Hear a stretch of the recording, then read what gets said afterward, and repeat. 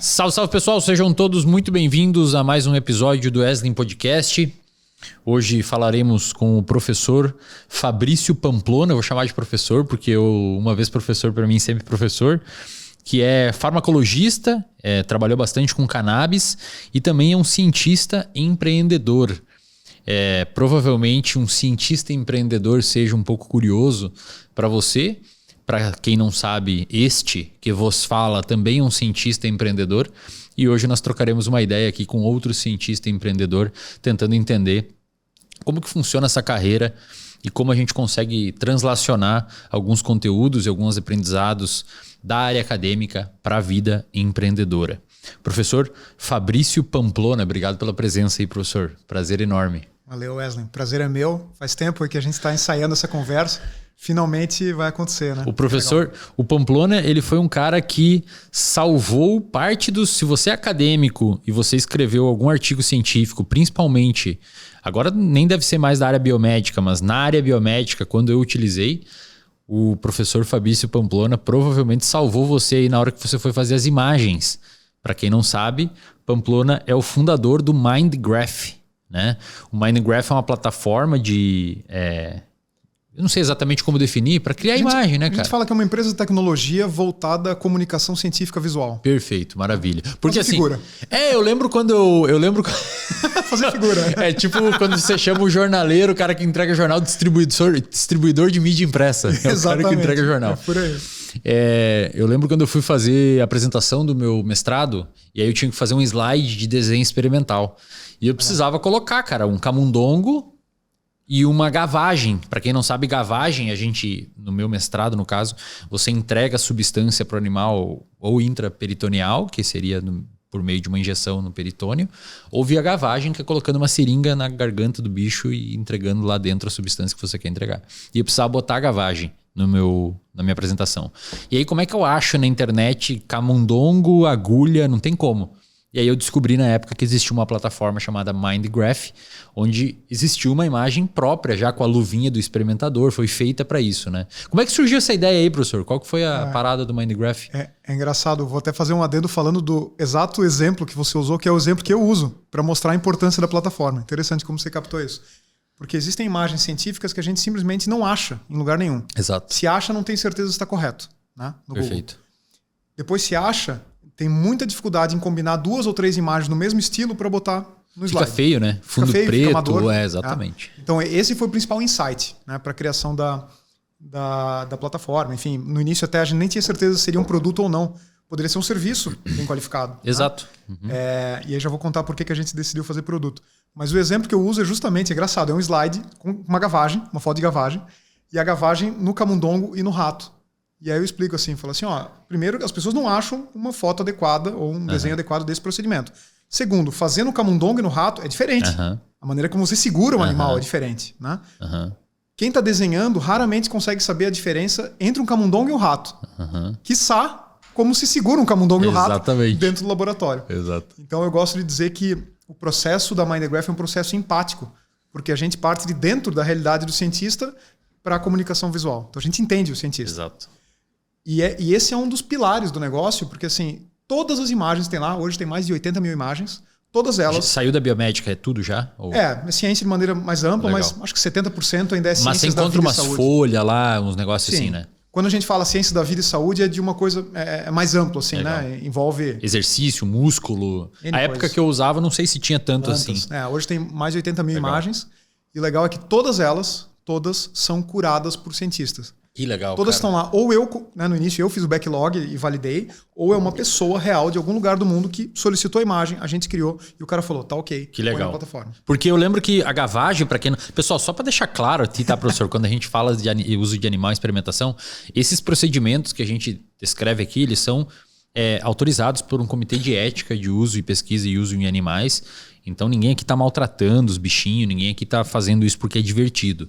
Infelizmente nós precisamos ainda, quem sabe em breve não, mas ainda a gente precisa utilizar animais em pesquisa e é muito provavelmente graças a esses animais que merecem todo o nosso respeito que o seu tio que toma um medicamento para diabetes ou hipertensão, e muito provavelmente você tem um tio que tem hipertensão ou diabetes, ele está vivo hoje, porque a gente conseguiu testar esses medicamentos nos animais antes de fazer os ensaios clínicos em humanos.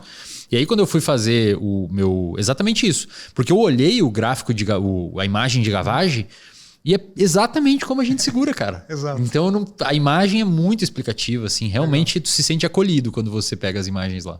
E tem um insight bem legal de por que a gente resolveu fazer um produto, né? No início, não sei se você conhece esse termo, a gente usou o que se chama de validação concierge, né? Um produto que você vislumbra com determinadas features, etc., ele tem que atender necessidades, né? Do teu usuário, do teu cliente.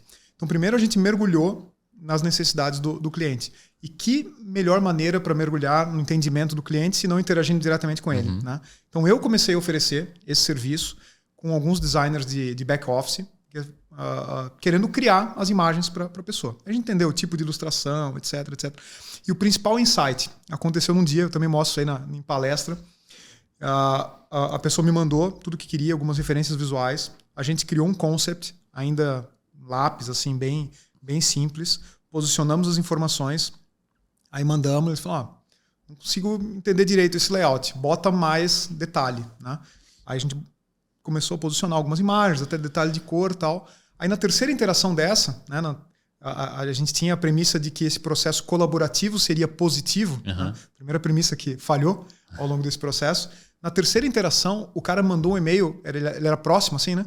Então mandou um e-mail quase mal educado, porque tinha essa liberdade comigo, falou assim, cara, vocês não sabem o que vocês estão fazendo? Manda logo essa merda dessa imagem, né? A gente falou, nossa, eu achei que trazer o cara para dentro do processo criativo, que é uma das premissas do bom design, seria legal. Não, mas ele tá estressado. Exato. E aí o que eu entendi? Ele já sabe o que ele quer comunicar. Ele só não tem as skills e os recursos. E 3, ele acha esse processo estressante. Explicar para uma pessoa que não está dentro da cabeça dele o que precisa ser desenhado dentro de um monte de coisa que ele tem para fazer é um estresse. Não é algo que dá um alívio, né, um prazer, ou seja lá o que for, relacionado à criatividade. Eu falei, não, para tudo com isso. A gente tem que fazer um processo que seja menos fricção possível, já dá os recursos para o cara, né, e deixa ele criar, porque ele já sabe. Então, criando para ele, a gente está tirando o mínimo de sensação de ser criativo que o autor tem. E aí a coisa mudou, fizemos um produto, etc. Aí hoje vocês recebem ainda, se alguém está fazendo um experimento com uma mosca e precisa de uma imagem, vocês recebem demanda ou não é mais aberto a receber demanda? Tem duas coisas. Se o pesquisador precisa de alguma imagem que não existe na plataforma, ele solicita essa imagem, a gente cria especificamente para ele, mas a gente também coloca na plataforma para os demais. Ah, legal. Então é um processo muito legal, que a gente cria de maneira muito barata. Assim, assinar um mês da MindTheGraph é mais barato do que solicitar uma imagem por um freelancer, por um ilustrador. Né? A gente oferece 5 por mês, dentro do valor da assinatura. A pessoa, né, quem pediu, tem uma imagem 100% customizada e que combina com as demais.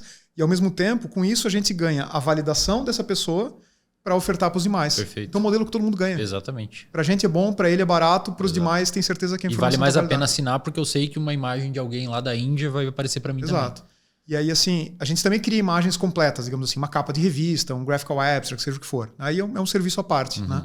Mas é algo que a gente quer paulatinamente substituir por inteligência artificial. Legal. E MindTheGraph, professor, foi o nome pensando já em expandir para fora ou trocou depois? Não, a empresa já nasceu internacional desde o início. Já nasceu internacional. Fundada em Floripa, mas pensada para o mundo. Né? Eu já tinha uma carreira internacional antes dela, então me apoiei até na minha própria rede. A gente vai falar sobre a sua história depois. Legal. Mas a ideia, então, no nascimento da empresa era internacionalizar. Até por causa da ciência é bastante feita lá fora, né? Então, realmente faz sentido. O insight, não sei, você já foi para Londres, não? Não.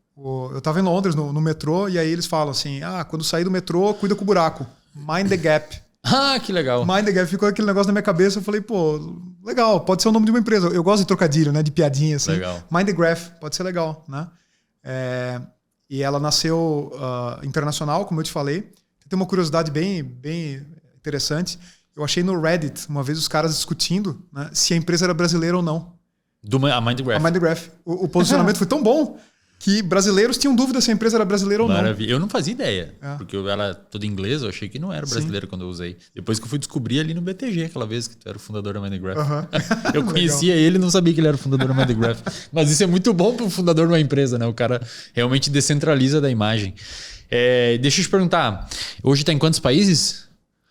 Todos os países que fazem ciência, cara. Não sei, mais de 100 países. Você legal, olha cara. o Analytics, assim, é no mundo inteiro. mas tem uma concentração bastante alta nos Estados Unidos, 20 e poucos % é americano, né, dos nossos clientes, usuários, etc. Brasil uns 10%, Europa mais uns 20%, e agora por conta da aquisição recente, né, pelo que a gente estava conversando ali no início, também estamos expandindo para a Ásia. Então hoje eu estou olhando para a Índia, China, e Japão e Coreia. É onde estão os meus esforços. Assim. Que legal, legal. Bastante produção lá também, né? De conhecimento. Então... China passou os Estados Unidos, né? China é o país que mais produz paper. E a abertura lá é tranquila para entrar a empresa lá? Não é nada tranquilo. Como é que vai entrar lá na China? Tem um serviço para oferecer para vocês aqui em país tranquilo. Fechado. Então... Mas vocês estão tentando fazer essa... Estamos lançando agora. A gente está literalmente lançando esse mês. Eu esperava ter lançado 6 meses atrás, mas não é nada fácil. Eu tive que realmente abrir empresa, ter escritório na China, abrir operação lá. Os servidores têm que ficar lá. Você acha que a LGPD da Europa é preocupante? Você não tem ideia do que é a China.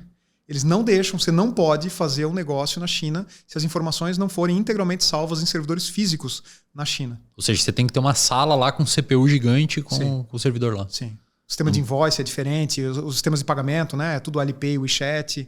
A assinatura não é um modelo que é comum. Então, assim, a gente teve que adaptar a tudo. Mas vai ter adesão? Modelo ocidental para oriental de assinatura? Tu acha que a galera vai... Porque aqui é normal, né? Netflix, Sim. RD... Assine o RD, tá aqui na descrição. A gente mudou, tá? De início não vai ser assinatura. Então a gente vai oferecer mais meses, um pagamento único, mas por mais meses.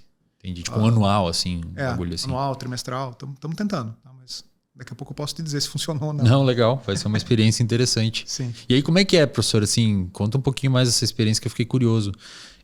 Você teve que adaptar alguma coisa por conta não sei o quanto tu pode falar também, mas você teve que adaptar alguma coisa na empresa por conta da China? Teve que mudar? Exigiram que tirasse alguma imagem? Sei lá, sei. Boa pergunta. Assim, posso contar curiosidades? Claro, posso contar assim, né, o geral, o estratégico.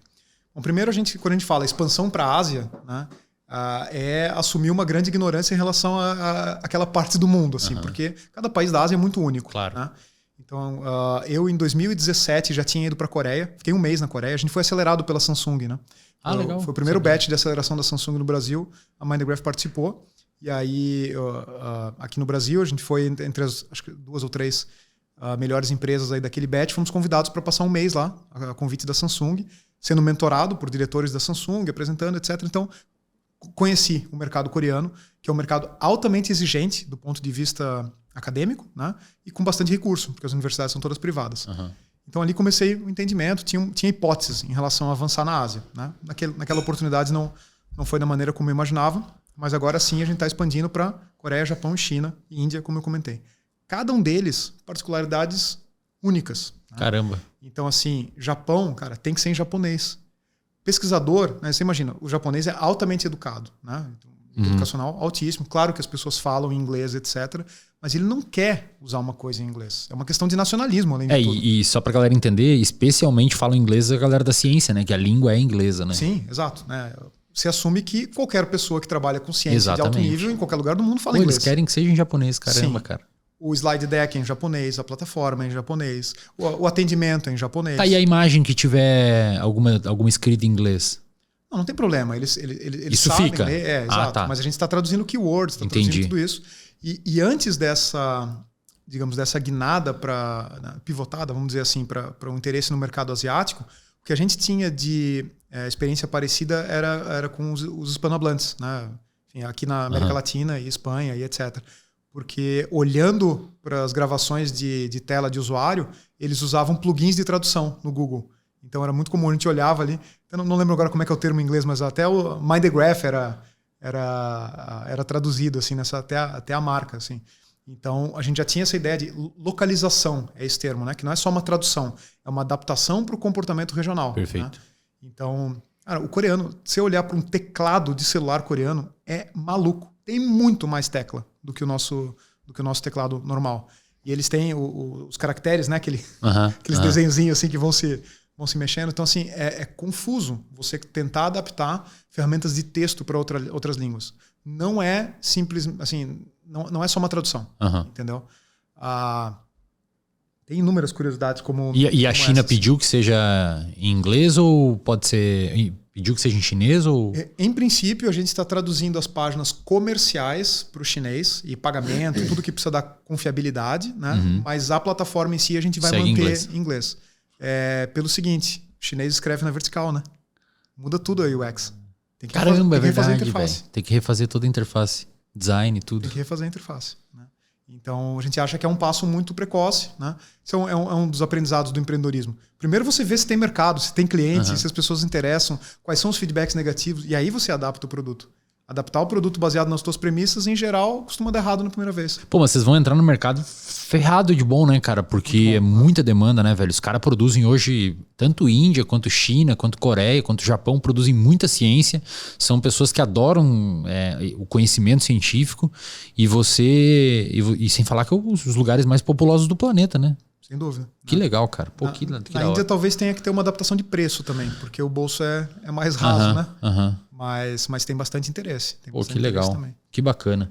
E, professor, como é que foi essa... Você fez mestrado, doutorado em farmacologia na UFSC? Sim.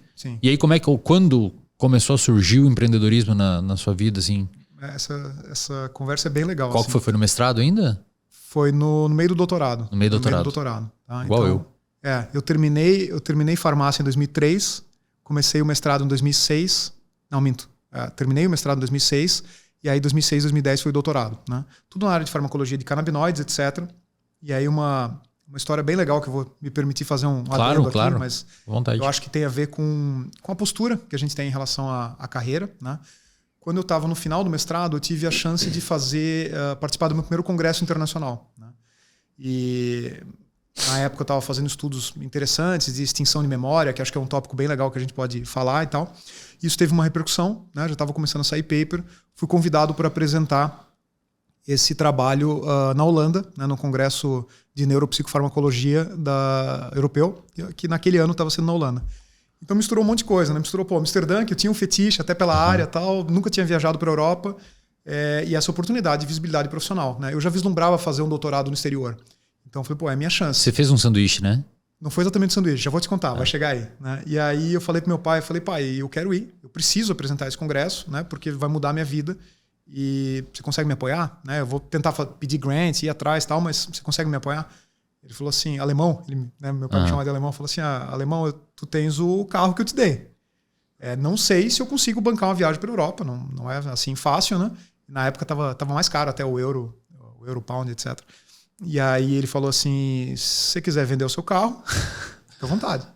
Aí começou o empreendedorismo, pessoal. Exato. Teve que injetar uma grana ali e fazer um investimento. Isso é empreendedorismo. Essa é a conexão. Isso é empreendedorismo. Você precisa fazer investimentos na sua própria carreira. Isso é empreendedorismo. O teu maior asset é você mesmo. Exato. É igual eu, cara. Eu saí lá do interiorzão do Rio Grande do Sul, vim morar aqui em Florianópolis sozinho, cara. Desci na rodoviária, não conhecia ninguém, morando numa kitnet, investindo na minha. Podia ter ficado lá, conforto de casa, família. Pô, eu sou colono também, eu sou de Jaraguá, né? Eu te entendo perfeitamente. Começa o investimento aí, né? E aí, olha que desdobramento legal que isso teve. Ele falou, não, fica à vontade, pode vender o teu carro, mas obviamente eu não vou te dar outro, né? E aí eu vendi. Nunca esqueço que uma semana em Londres eu foi tipo 10% do carro, assim, né? Então era o único patrimônio que eu tinha. E aí fui lá, apresentei, etc. E no meio dessa história, tinha uns caras que eu admirava muito, que hoje a gente fala do renascimento dos psicodélicos, né? Na época se falava do renascimento dos canabinoides.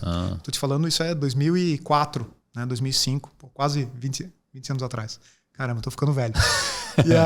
E aí eu falei, sabe o que eu vou fazer? Eu vou mandar um e-mail para esses caras.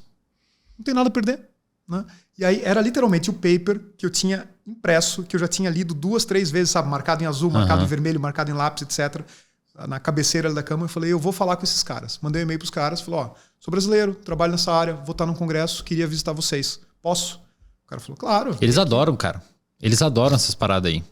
Pra galera saber também, assim, a galera lá fora, na Europa, nos Estados Unidos, na Ásia já não sei, mas na Europa, nos Estados Unidos, que é o público que eu tenho contato com colegas de doutorado e de mestrado que foram pra lá fazer pós-doc ou fazer sanduíche, eles adoram brasileiro lá. Sim. Porque é isso aí, cara. O cara mete a cara, o cara é acostumado com pouco, o cara resolve o problema. Mete a cara, valoriza, porque justamente vem de uma escassez muito grande. Né? Então, assim, agarra com as duas mãos, trabalha pra caramba, é criativo. Exato. Né? Então, exatamente, eu vim com todas essas credenciais, vamos dizer assim, né, de ser brasileiro. Concordo contigo, o brasileiro é muito bem visto no exterior. A nossa formação é considerada boa, né, bem qualificado no nível de pós-graduação. E aí, enfim, belo dia bati lá na porta dessa pessoa que veio a ser chama Karsten Wojciak, veio a ser meu orientador depois, né, no Max Planck de psiquiatria. Pô, que legal, cara. Honestamente, vou assumir minha ignorância aqui, eu não sabia a importância desse negócio. E é interessante, né? Na minha carreira, às vezes eu tenho umas guinadas de sorte com agarrar a oportunidade, etc. O Max Planck de psiquiatria, ele é basicamente a meca, o berço da psicofarmacologia, cara. O Emil Kraepelin, o cara que fundou o instituto, que é o nome da rua do instituto. Olha que legal. Cara. Ele era brother do Freud. Ele estava começando aquelas experimentações e tentando estabelecer conexões entre a mente e o corpo através das substâncias. Então, e depois ele e o Freud até deram umas paulhadas, porque o Emil Kraepelin ele começou a negar o que o Freud dizia. Mas realmente o cara fez uma ruptura no campo da psiquiatria, uma ruptura gigantesca. Ele foi um dos primeiros caras, galera, só pra você entender, pessoal que não conhece, ele foi um dos primeiros caras a afirmar categoricamente e investigar de forma aprofundada que toda doença psiquiátrica tinha uma base biológica. Perfeito. Quando ele fez isso, cara, na época que ele fez isso, hoje se bem que até hoje muita gente acha que não... Isso a SM tá agora atualizando essas coisas. Mas para vocês terem ideia, quando ele fez isso, cara, pô... É igual você falar hoje que a gente vai voar, sei lá, era um negócio... Guerra, exatamente, foi lá, não sabia, cara, que era no Max Planck. Lá. E aí, e olha que legal, aí quando eu percebi isso, eu falei, cara, olha a importância desse lugar que eu tô tendo, eu querendo uma carreira de psicofarmacologista, olha para onde que eu tô indo, cara, que coisa incrível, que legal. Honra, né? Aí, enfim, eu vou encurtar a história, né, mas entre os alunos famosos lá do instituto, teve o Alzheimer, né? O Alzheimer foi descoberto lá. Então, assim, um lugar, cara, incrível. Alois Alzheimer, né? O nome exatamente. do cara. Muito inspirador, né? Em que você tem contato da clínica com a ciência básica. Pô, que legal, cara. Que é tudo que eu sempre acreditei. Eu falei assim, cara, não faz nenhum sentido eu fazer o que eu estou fazendo em animais, pegando o gancho, se não for para aplicar em pessoas. O meu objetivo é lá. Eu quis ser farmacêutico para entender o tarja preta. Eu quero saber o que essas coisas fazem. Substâncias que você ingere e que alteram a sua mente. Né? Que foi esse insight que o Freud teve, que o Emil Kraepelin teve. Então, e tem uma conexão que a gente vai discutir hoje, a questão das drogas, das substâncias que as pessoas usam e claramente afetam o comportamento, claramente afetam o emocional, claramente afetam a mente. Né? Nesse contexto, já vou chegar na tua pergunta, porque tô contando todos os detalhes, mas vou chegar lá. Não, vai lá, não temos pressa, professor. E aí, nesse contexto, eu fui para lá, enfim, até uma curiosidade da contratação. Vendeu o carro. Vendi o carro, enfim, voltei para o Brasil, terminei o mestrado, fui para lá. E aí eu tive uma oportunidade diferente, não foi um sanduíche. Eu fui patrocinado pela Fundação Volkswagen, né, eu fui contratado lá, mas patrocinado por um projeto da Fundação Volkswagen. Coisas também interessantes. O que tem a ver Volkswagen com farmacologia? Porque é uma empresa que fomenta a ciência. Eles têm um fundo para a ciência. A Alemanha é uma sociedade, né, a sociedade alemã, que ela entende o valor da ciência. E tudo que tem de tecnologia alemã antes foi ciência. Né? Sim. Então, além de tudo, eu tinha interesse nisso. Falei, cara, o cientista é tão desvalorizado no Brasil, né? Como será que é você ser cientista num país que valoriza a ciência, que entende o que é isso? Então, existem coisas como essa. As empresas têm uma responsabilidade social. Pô, que legal, tal ponto que elas têm fundos de investimento em ciência. Né? E aí eu fui convidado a ser pesquisador visitante, pesquisador convidado do Max Planck. Não tinha nem doutorado. Eu tinha um contrato com o Max Planck através da Fundação Volkswagen. E como é que foi aqui institucionalmente? Aqui eu suspendi o meu doutorado. Foi uma coisa paralela. Eles não aceitaram. Não, você suspende aqui e depois você volta para defender. Caramba, cara, mas também é foda. Os caras é foda, né, meu? Sem surpresa, chegou no final e os caras do Max Planck queriam me contratar. Falaram, abandona o seu doutorado no Brasil, a gente faz um doutorado aqui numa universidade da Alemanha e você toca. E aí depois tem questões pessoais que me colocaram em xeque também, que eu decidi não fazer isso. Mas o ponto mais legal em relação ao que você perguntou.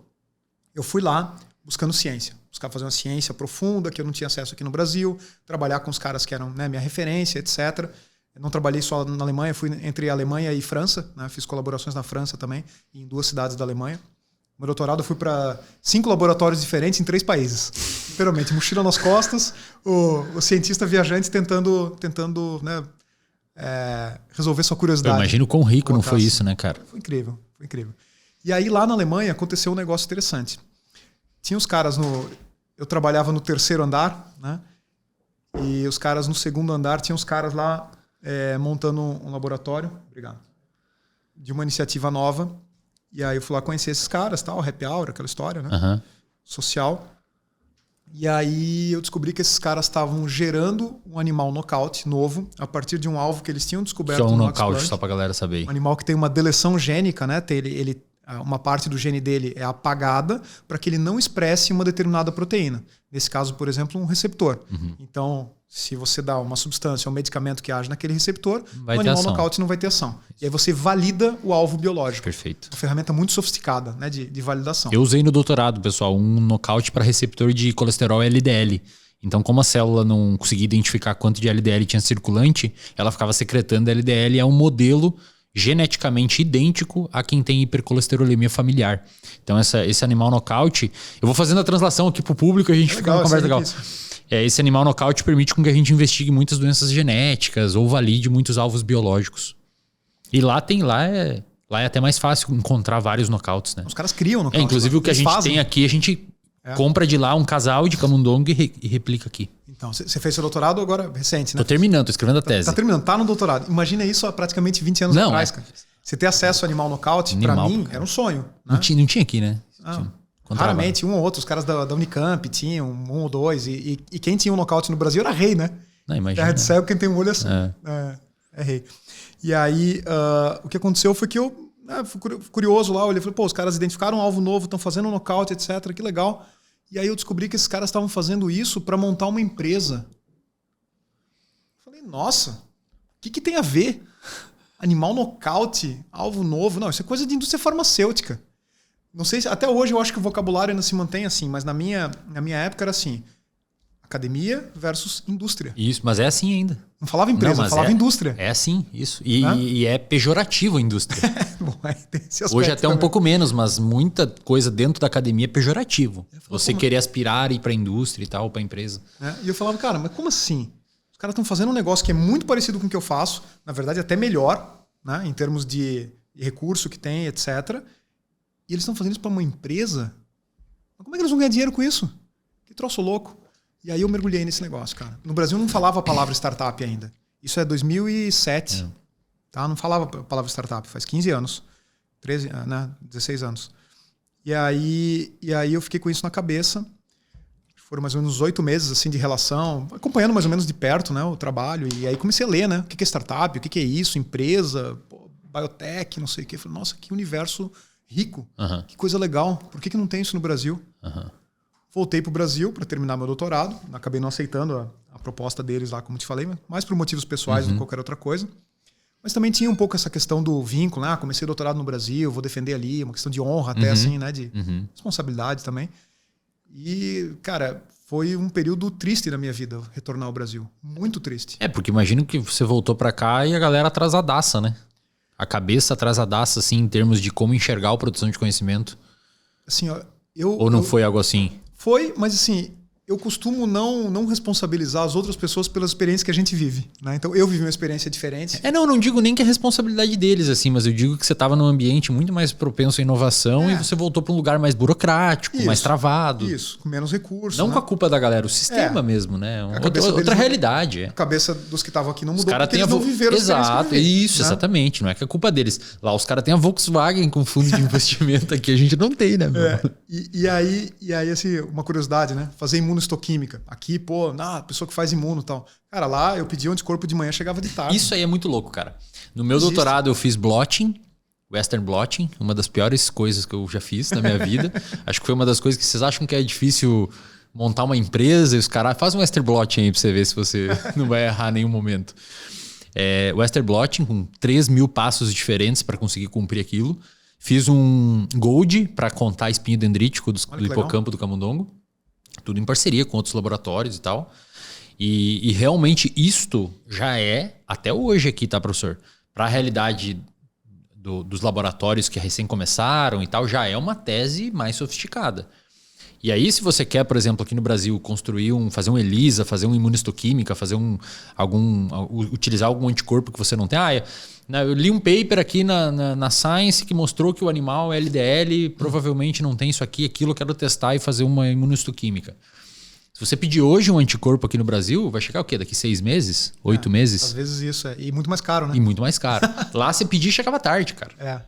Então, assim... É outro rolê, né, meu? O nível de competitividade é completamente diferente. É outro rolê. A gente não pode se comparar porque não dá. É sacanagem. E mesmo assim, o Brasil produz ciência pra caralho e de muita qualidade. De muita qualidade. Então veja, imagina se tivesse um fomento, cara. Então, exato. Aí eu voltei, eu falei, cara, meu maior compromisso é terminar a tese, né?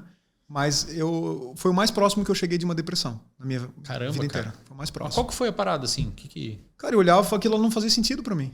Teve que escrever aquilo arrastado, assim. Não. A tese foi legal. Tá. E eu fiz vários experimentos da tese na Alemanha. Entendi. É até uma coisa bem legal. Se relaciona com uma coisa que eu acho que a gente pode comentar depois, que é a síndrome de deficiência de endocannabinoides.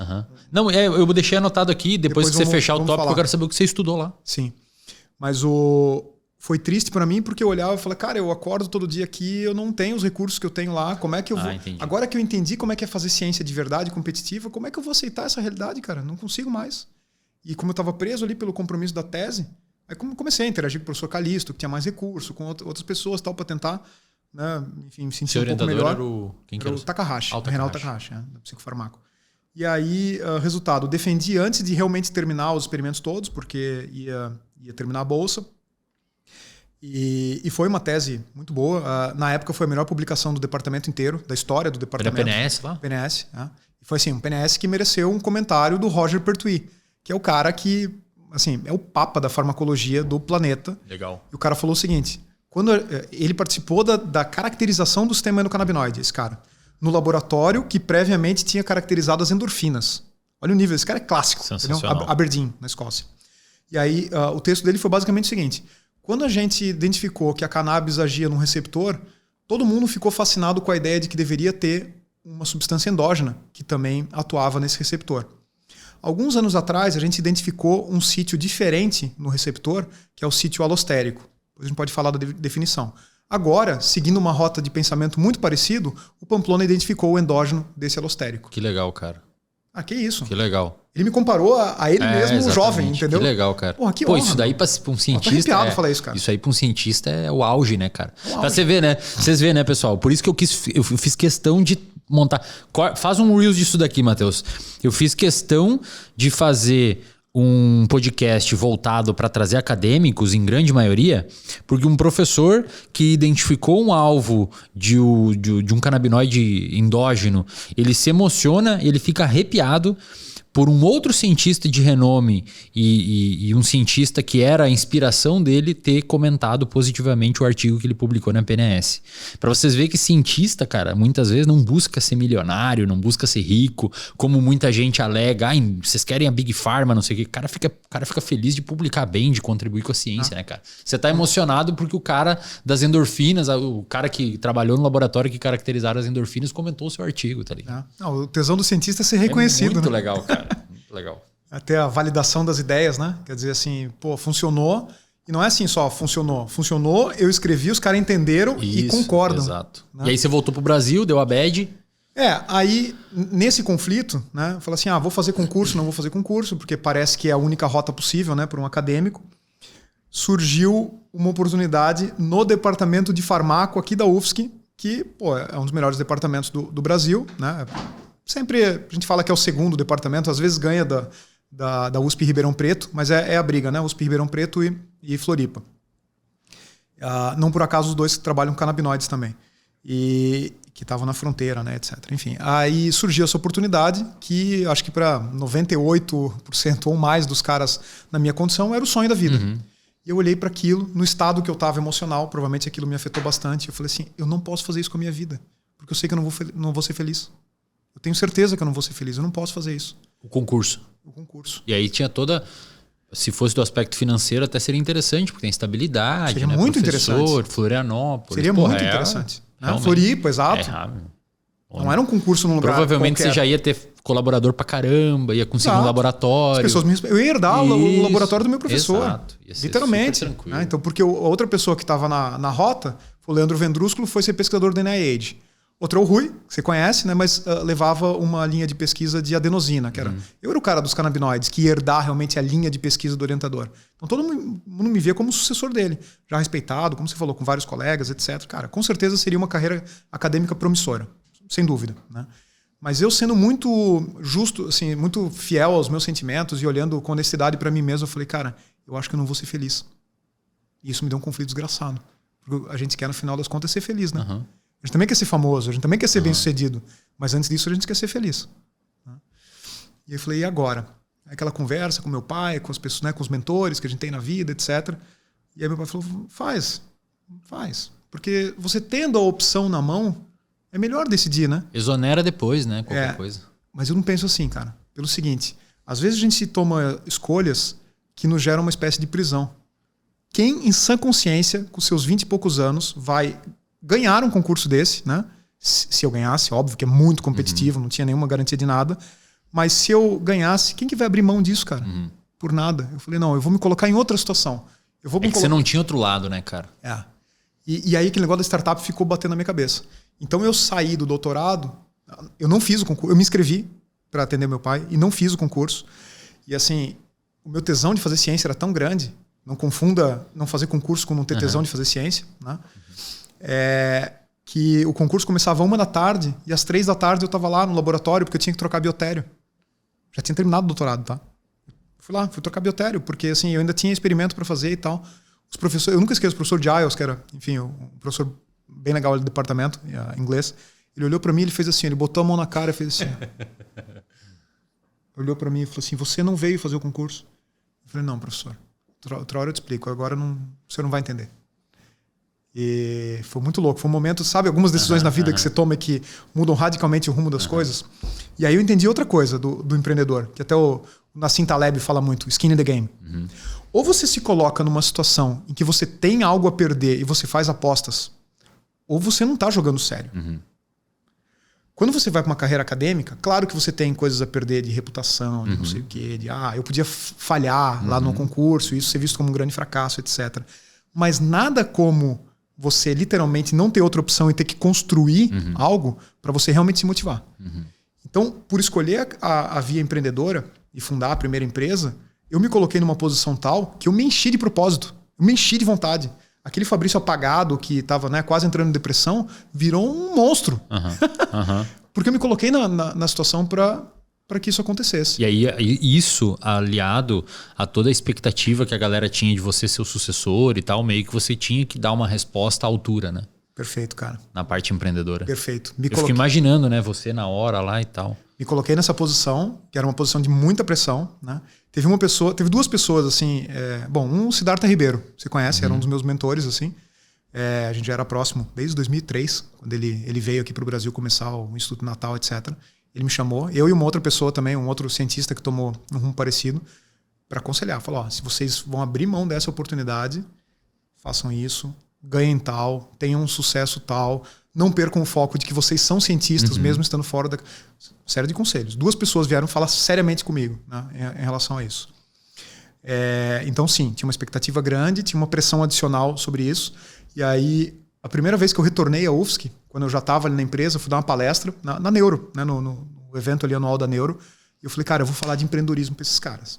Eu vou fazer esses caras entenderem por que eu estou tomando esse caminho. Porque não é assim, tipo, eu não tinha opção e me joguei. Como, sei lá, se você vai montar uma verdureira, sei lá, uma padaria, né? Que é o empreendedorismo situacional, né? O cara precisa de dinheiro para viver, né? Não era isso. Mas também não era assim que eu tinha 10 opções e eu peguei essa. Assim, eu queria construir algo novo para mim, para minha vida. Eu via que esse buraco de agulha que é o concurso público, né? Ele desperdiça muito talento. A gente gera muito talento, muito conhecimento na pós-graduação e eventualmente todo esse talento é desperdiçado porque todo mundo tem que passar num buraco de agulha. É formatado. Como é que a gente cria outro cenário? Eu quero ajudar a criar outro cenário. Era isso que estava dentro de mim. Né? Eu sou geralmente honesto, assim, eu sou muito intuitivo. Apesar de ser um cara com uma mentalidade científica, eu acredito bastante na intuição. Eu sou muito honesto com as coisas que brotam. Assim, e eu percebi que isso era profundo. Né? E aí eu fui dar uma palestra. E aí o primeiro slide era assim, não caberemos todos na academia. E é real, cara. Quantos doutores hoje tem por aí que não tem espaço, cara? Não tem espaço. Caberemos todos na academia. Primeiro porque muita gente faz mestrado, doutorado e não gosta de estudar, não gosta da ciência. Faz para cobrar mais na clínica, para botar o título de doutor na parede do consultório. É uma pessoa que não é do ramo acadêmico, né? Ela fez para tentar aumentar o ticket médio dela de cobrança de prestação de serviço que ela faz, principalmente a galera da saúde. Beleza, tudo bem, não tem problema. E outra galera vai fazer, realmente não sei porquê, cara. Às vezes porque a área que fez a graduação não tem mercado de trabalho, então vai pra pós pra ganhar uma bolsa e quando vê tá terminando o doutorado. Mas, cara, o último concurso que eu vi aqui na UFSC, na época que eu tava no mestrado ainda, eram 80 doutores pra uma vaga, bicho. Uma. Provavelmente 80 bem qualificados, né? 80 super qualificado. Você vai escolher ali, é meio que sorte, tá ligado? Caiu o ponto da aula que ele melhor domina, sei lá, tem um currículo bom, porque todo mundo é bom. Injusto, né? 80, bicho. Pra uma vaga. Não é brincadeira, né? E aí o cara vai ver. Eu lembro quando eu tava no doutorado com a Bolsa CAPES, que eu tava focado em ser professor. Queria ser professor e ter o meu laboratório. Eu comecei a fazer cálculo, velho. Eu comecei a olhar assim, bom, esses 3 professores aqui já estão velhos, talvez aposente, esse outro aqui talvez morra. Eu comecei a calcular, porque eu não tinha concurso. E outra, galera, só pra você saber, não é 3 concursos por mês. É 1 a cada 2 anos, 1 a cada 3 anos. Quando depende do governo. A cada 2, 3 anos, um concurso. Aí tu vai fazer, tem 80, 100 doutores pra uma vaga, velho. É difícil. Não é brincadeira. Cara. E aí, é isso, não vamos caber todo na academia. E aí o que eu pensei? Esse primeiro slide foi esse, depois eu falei, bom, se eu tô criticando, não é criticando, mas dizendo que precisamos criar uma rota alternativa, eu preciso dar um herói para esses caras. Porque a gente só se espelha em quem a gente se inspira, etc. E os nossos heróis na academia são todos cientistas.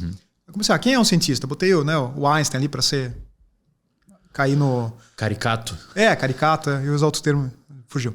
E, usando assim, conceito amplamente reconhecido. Falei, isso aqui é um cientista. O que um cientista faz? Descobre coisas legais, comunica ao mundo, tem impacto na sociedade? Tremendo. Imagina o impacto de um cara como esse, né? Dá para usar ciência de outra maneira? Né? Foi a pergunta. E aí eu mostrei o Edison, o Thomas Edison. E aí contei da carreira do Thomas Edison. E todo mundo, quem não conhece, fica de queixo caído. O cara, ele criou a rede de distribuição elétrica. Né? Tem muita ciência envolvida nisso. O cara criou o telégrafo. Né? Você acha que isso tem impacto na sociedade? Né? É ciência, mas é uma outra maneira. É quando você transforma a ciência em tecnologia. E aí começam os meus insights. Na época eu estava bastante influenciado pela visão do design. Estava surgindo design thinking, esse tipo de coisa aqui no Brasil. Eu falei, cara, eu achei o outro lado da moeda. A ciência parte de um problema, tenta entender profundamente esse problema e comunica ao mundo, informa, educa, qualifica. Tem um outro lado da moeda que é entender a necessidade das pessoas e da sociedade e eventualmente se une a um conhecimento que está sendo gerado e cria uma aplicação. O nome disso é inovação. 2008. Quer dizer, agora, isso já estava em 2011. Você devia ser um ET, né, cara? 2011. Você devia ser um ET, né? Era louco, né? Falar disso naquela época. Devia ser um ET. Quem que falava disso aqui? O EGC, Engenharia de Gestão do Conhecimento, onde eu fui buscar um pouquinho de qualificação. Né? Então, assim, cara, são os dois lados da moeda. Esse lado científico eu já tenho bastante forte, eu já entendi. Agora eu vou buscar qualificação no outro lado. E aí você entende agora o Mind the Graph. Porque eu comecei a entender um pouco de design, eu achei que seria um futuro sócio, né, no design. Comecei a entender como é que o design ajuda a gerar negócios a partir do entendimento da necessidade humana. Eu falei, cara, eu quero viver isso. Aí eu tinha considerado ir para Stanford, onde eles têm um curso de biodesign, que talvez eu ainda faça, que é um misto da faculdade de engenharia com design com a medicina, só para criar aplicações de saúde. Falei, cara, isso é um sonho. Fui lá, fiquei uma semana lá em Stanford para tentar entender, etc.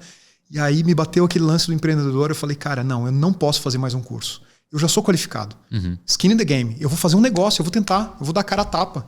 Se funcionar, ótimo. Se não funcionar, eu aprendi, então tá bom também. Né? E aí veio o Mind the Graph. Foi minha escola de empreendedorismo, cara. Que legal, cara. Foi por isso, a minha intenção mais genuína, de verdade, assim, eu tô pulando algumas etapas, eu também trabalhei na Redditor, etc, mas a minha conexão mais profunda com isso era assim, o meu MBA em que talvez eu ganhe dinheiro, ao invés de pagar. Exato. Ao invés de pagar fazer o MBA, vou fazer isso e talvez eu até ganhe dinheiro. Eu tive uma história... Na verdade, o empreendedorismo, você bebeu de uma fonte que inicialmente foi importante para a sua visão de mundo, que foi ter ido para a Alemanha, no Max Planck, e ver como que a ciência era feita de forma competitiva. Depois você tentou entender como que a ciência poderia ser utilizada de outra forma, e que não só encontrar e descrever problemas, mas sim como aplicar isso, como diversas pessoas fizeram, como o Thomas Edison, um exemplo que você deu. Foi algo mais ou menos parecido, cara. Eu estava no meio do doutorado e comecei a precisar pagar meu aluguel. Então entrou a pandemia. E aí a bolsa de doutorado, você sabe como é que é, né, cara? Na época eu ganhava 2.200 morando em Florianópolis. Aí almoçava 2 vezes por dia no restaurante universitário, que era R$1,50 o almoço, R$1,50 a janta. O resto cozinhava em casa e tal. Falei, bom, preciso arrumar algum jeito de pagar meu aluguel. Aí Eu renunciei minha bolsa, mandei um e-mail para CAPES, para o MEC, para CAPES e para o PPG da Neuro. E no e-mail, inclusive, eu descrevi o quanto que seria a bolsa de doutorado se fosse corrigida pela inflação, que não era na época, agora foi, um ano atrás. Na época não era corrigida pela inflação desde 2013, cara. Ou seja, nem pela inflação. Se você não corrige um salário pela inflação, se a inflação foi 10% acumulada naquele ano e você ganha o mesmo salário no outro ano, que no caso a bolsa era assim desde 2013, você está 10% mais pobre. É isso. Seu poder de compra caiu 10%, mesmo você ganhando igual. 2.200 em 2013 era uma coisa. 2.200 em 2021 era outra coisa. Eu ganhava 2.200 em 2013. Aí, 2.200 em 2013, cara, era mais dinheiro do que 2.200 em 2021 por causa do poder da inflação. E aí eu renunciei à bolsa e deixei... Deve ter em algum lugar, ninguém deve ter lido essa porra aí, mas deve ter em algum lugar essa carta. E eu deixei lá claro, tô renunciando porque não foi desde tal. Se fosse pela inflação, acho que a bolsa na época seria uns 5 mil, 6 mil de doutorado. É legal, pô. Aí você consegue pagar um aluguel digno, comer, ir no mercado, comer uma pizza quando você quer, ter uma vida, né, minimamente com qualidade. Já que a gente não tem no doutorado, a gente tem dedicação exclusiva, você não pode ter trabalho. Você não ter trabalho, não poder trabalhar por causa da bolsa, dedicação exclusiva e ganhar 2.200, né? O cara não consegue nem se virar mais. E aí eu comecei a clinicar. E aí eu, sei lá, velho, resumindo a história aqui, porque o podcast não é sobre mim, mas só para falar minha parte empreendedora. Eu comecei a clinicar e agora, 2 anos depois de que tudo isso aconteceu, eu tenho um reservatório de dopamina com 130 mil alunos, o Viver de Psicologia, que a gente está reformulando tudo, que novo sócio entrou, a gente quer ampliar isso em 2024, e com a clínica que tem 60 psicoterapeutas já. E assim, legal. O que a gente faz é pegar conhecimento acadêmico e transformar em prestação de serviço. Então, existem outras vias no meio empreendedor, né? Mas deixa eu voltar ali, professor. O que você estudou lá fora? Vamos fazer esse parênteses acadêmico agora. O que você estudou lá fora? Já vou fazer. Eu só queria dar um insight, que eu acho que tem a ver com isso que você falou, de uma frase que me influenciou muito e tem esse contraponto, né? Empreendedorismo e ciência. A pessoa que me falou é o Thiago Matos, que é fundador da Perestroika, hoje trabalha com futurismo e tal. E ele falou assim, olha, a diferença do empreendedorismo é que te tiram o chão, mas também te tiram o teto. E é isso que você está fazendo. Você abriu mão da bolsa, isso mesmo. Você perdeu o chão. É isso mesmo. Mas também você perdeu o teto, exatamente. Né? E agora a coisa decolou. E olha, me deu medo, velho. Mas claro que deu medo. Na época que como é que não dá medo? O meu pai ficou uns 3... Cara, o meu pai ficou uns 3 dias sem dormir, velho. Ele falou, pô, meu filho, cuida bem. Igual teu pai lá. Teu pai queria que tu fizesse o concurso porque é uma estabilidade ali, né, cara? Óbvio, o cara entende os pais. Eu, se eu estivesse no lugar, talvez eu falasse a mesma coisa. E meu pai falou, pô, filho, a gente lutou tanto pra você conseguir essa bolsa. Seu pai... A gente não vai ter condições e tal, se não der certo, te sustentar e não sei o que, e pagar aluguel. Eu falei, não, pai, eu vou fazer, cara. Vou publicar, vou me mostrar mais nas redes sociais, vou pagar meu... E aí, cara, deu 1 mês, 2 meses, eu tava ganhando, clinicando a mesma coisa que a bolsa. É isso aí. Mas muito medo, cara. Aqui, ó. Tá ligado? Tu sair daquela estabilidade de cair 2.200 todo mês, aquele negócio não passava uma agulha martelada, velho. Sim. E eu fui, me joguei e felizmente fiz isso, cara. Agradeço muito por ter feito isso. Parabéns, porque agradeço esse é o caminho. Muito o eu passado por ter feito isso. É isso aí. Deixa eu contar então um pouquinho de ciência aí. Eu vou dar um passinho antes. As pessoas me criticam que eu contextualizo demais, às vezes se eu estiver falando, você me interrompe. Pode fazer, eu gosto. Eu reforço esse comportamento. Isso é coisa de... É coisa de professor, pô. Coisa de professor. Coisa de didático, Então assim, por que eu comecei a estudar canabinoides, né? Primeiro, pano de fundo, né? Cientista, minha carreira, canabinoides. Numa época em que, obviamente, já se conhecia cannabis, já se conhecia a planta, mas não se falava de CBD, de nada disso que está acontecendo hoje. A gente estava numa espécie de um hiato, tá? Entre década de 60, se conhece a cannabis, se conhece o THC, identifica os componentes, né? Muito ligado a dependência, déficit cognitivo, a questão do usuário de droga, né? Década de 60, 70. Isso que eu vou te contar agora está anos 2000 e agora a gente está em 2020, né? Que é CBD, terapêutico, potenciais aplicações, etc. A gente estava num hiato. Tá? O que as pessoas falavam na época? Descobrimento do sistema endocannabinoide, que tinha acontecido 10 anos antes. Cara, um novo sistema de neurotransmissão foi identificado. Não é trivial. Tá? E esse sistema tem particularidades muito únicas, muito interessantes e que mudam completamente a fisiologia mamífero, humano e dos demais mamíferos. Tá? Na verdade, já foi até identificado em invertebrados, até minhoca. Olha só, tá? cara. A gente tem inclusive um episódio aqui, pessoal, o Ney, né? A gente tem um episódio aqui com o Ney, que ele explica toda a descoberta da cannabis, toda a descoberta do sistema, como o sistema funciona. Então, para a galera que quiser se aprofundar. O Ney é bem próximo. Eu fui mentor dele, já fui colaborador lá na Unila e hoje a gente é sócio, né? Eu sou sócio da clínica dele lá. Legal. E é uma pessoa bem próxima.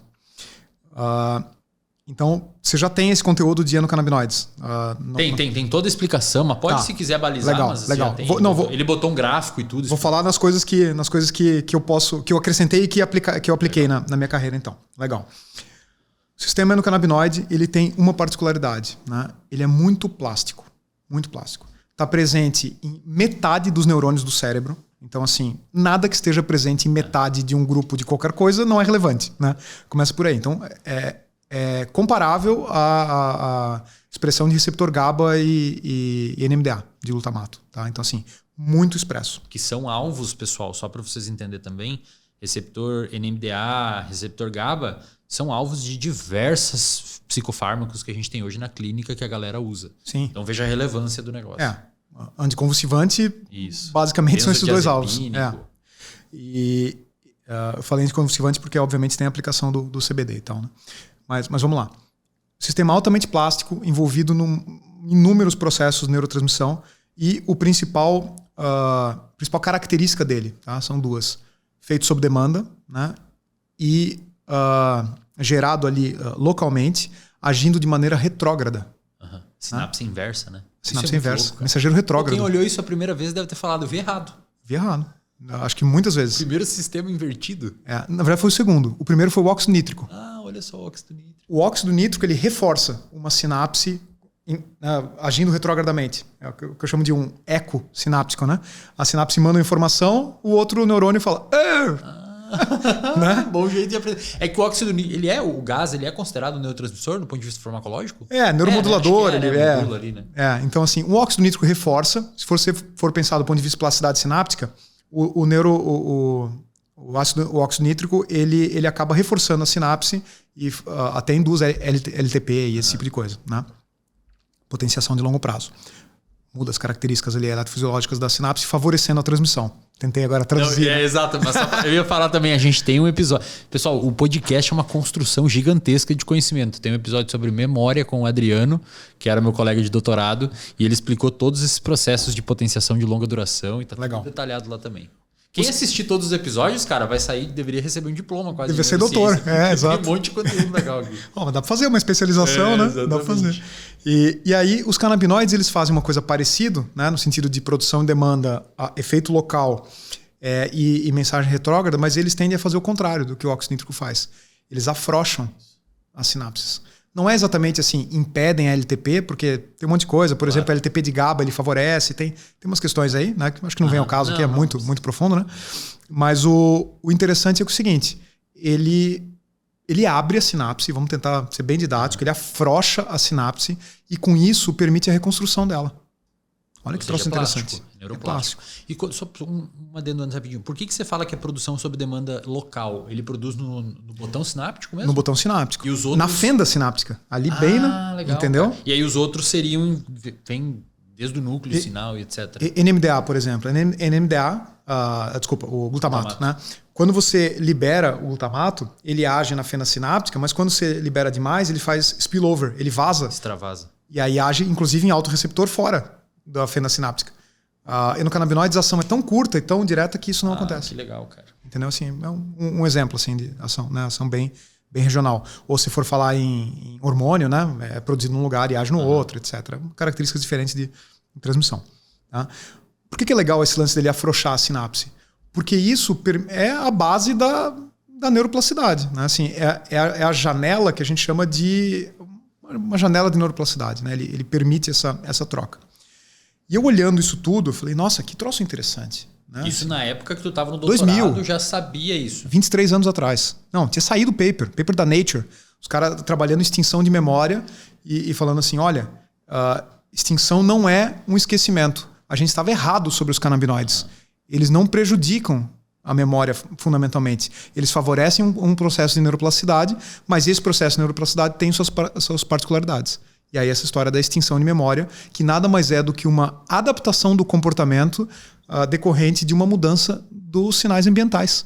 Cara, é a capacidade de adaptar. Seria quase como se fosse a extinção de uma memória, seria quase como se fosse um novo traço de memória. É um novo traço de memória. Extinguir uma memória é uma nova memória. É uma nova memória e que é mais adequada à alteração que aconteceu no ambiente. Do ponto de vista, pra galera entender na prática, imagina, pessoal, que você, a hora que toca um sino na sua casa, sei lá, por algum exemplo esdrúxulo aqui, toca um sino na sua casa, você bate, você tocou um sino na sua casa e você recebeu um choque no braço. Você separou o choque com o sino, o barulho do sino com o choque. A tendência é que quando toque o sino de novo, você tem algum tipo de reflexo. No entanto, conforme a gente vai tocando o sino, e sem o choque, você vai reaprendendo que o sino não tem o choque. Isso seria uma extinção de uma memória. Perfeito. O experimento, na verdade, foi exatamente esse que você imaginei falou. que deveria ter sido. Tá, mas um exemplo talvez que seja mais... Mas aí, no caso, o endocannabinoide auxiliaria no processo de extinção. Nessa primeira etapa, que é a desassociação, vamos dizer assim, da primeira memória, e aí vem outros processos que reconstroem a segunda. Entendeu? Entendi. Nesse exemplo que você deu, do som e o choque, ele meio que desassocia um pouco, ele enfraquece a associação entre som e choque. Mas isso daí, do ponto de vista... neuronal. Não, neuronal e naturalmente ocorre. Eles não injetaram nada. Não, naturalmente. Já vamos chegar aí.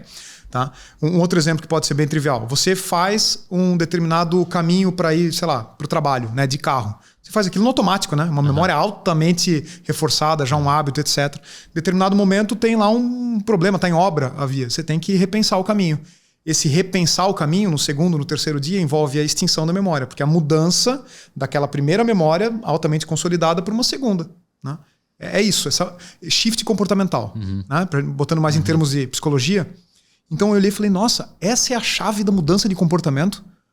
Depois se entendeu, inclusive na cadeia evolutiva, que é a chave para evolução. Os endocannabinoides são o sistema que, a partir do momento que ele acontece, ele começa a aparecer nos animais, permitem com que os animais se adaptem a mudanças no ambiente. Que legal, Isso é muito profundo. Por isso que está evolutivamente conservado em minhocas, né, cara? Exatamente. Quando eu olhei para aquilo, foi esse nível, sabe? As pessoas olham e falam, você começou a estudar cannabis porque interesse na maconha, não sei o que. Cara, não tinha nada de maconha. E aí eu olhei para aquilo e falei, esse fenômeno é lindo. Eu preciso entender esse negócio. E aí, a pergunta que você fez assim, nas entrelinhas ali, o comentário que você fez, todo mundo estava olhando para isso como um mecanismo fisiológico. Né? Isso acontece naturalmente. Eu olhei e falei, cara, será que eu consigo potencializar isso? Será que existe uma maneira de usar isso terapeuticamente? Por exemplo, estresse pós-traumático, que se falava na época, né? Memórias aversivas, etc. Né? Que é só um exemplo. Eu falei, nossa, isso pode ser muito legal, e pode ajudar muita gente, pode ser bem interessante. E aí eu comecei a fazer os primeiros experimentos, talvez no planeta, tá? De pegar agonistas canabinoides em baixíssima dose, que é um insight muito legal da curva em U deles, etc. 10 vezes menos do que as doses que as pessoas usavam para causar prejuízo cognitivo, né? ou mesmo efeitos euforizantes tal, associado a Ou seja, droga você usava de abuso. uma dose 10 vezes menor do que a galera que fuma para dar um high. Isso. Acho que você falou em português agora melhor. Embora você tenha usado o termo high, mas acho que eles entenderam. Mas é isso. Né? E aí eu usei uma dose super baixa e eu comecei a conseguir facilitar a extinção em rato. Caralho, foi isso que me levou para a Holanda. Foi isso que chamou a atenção.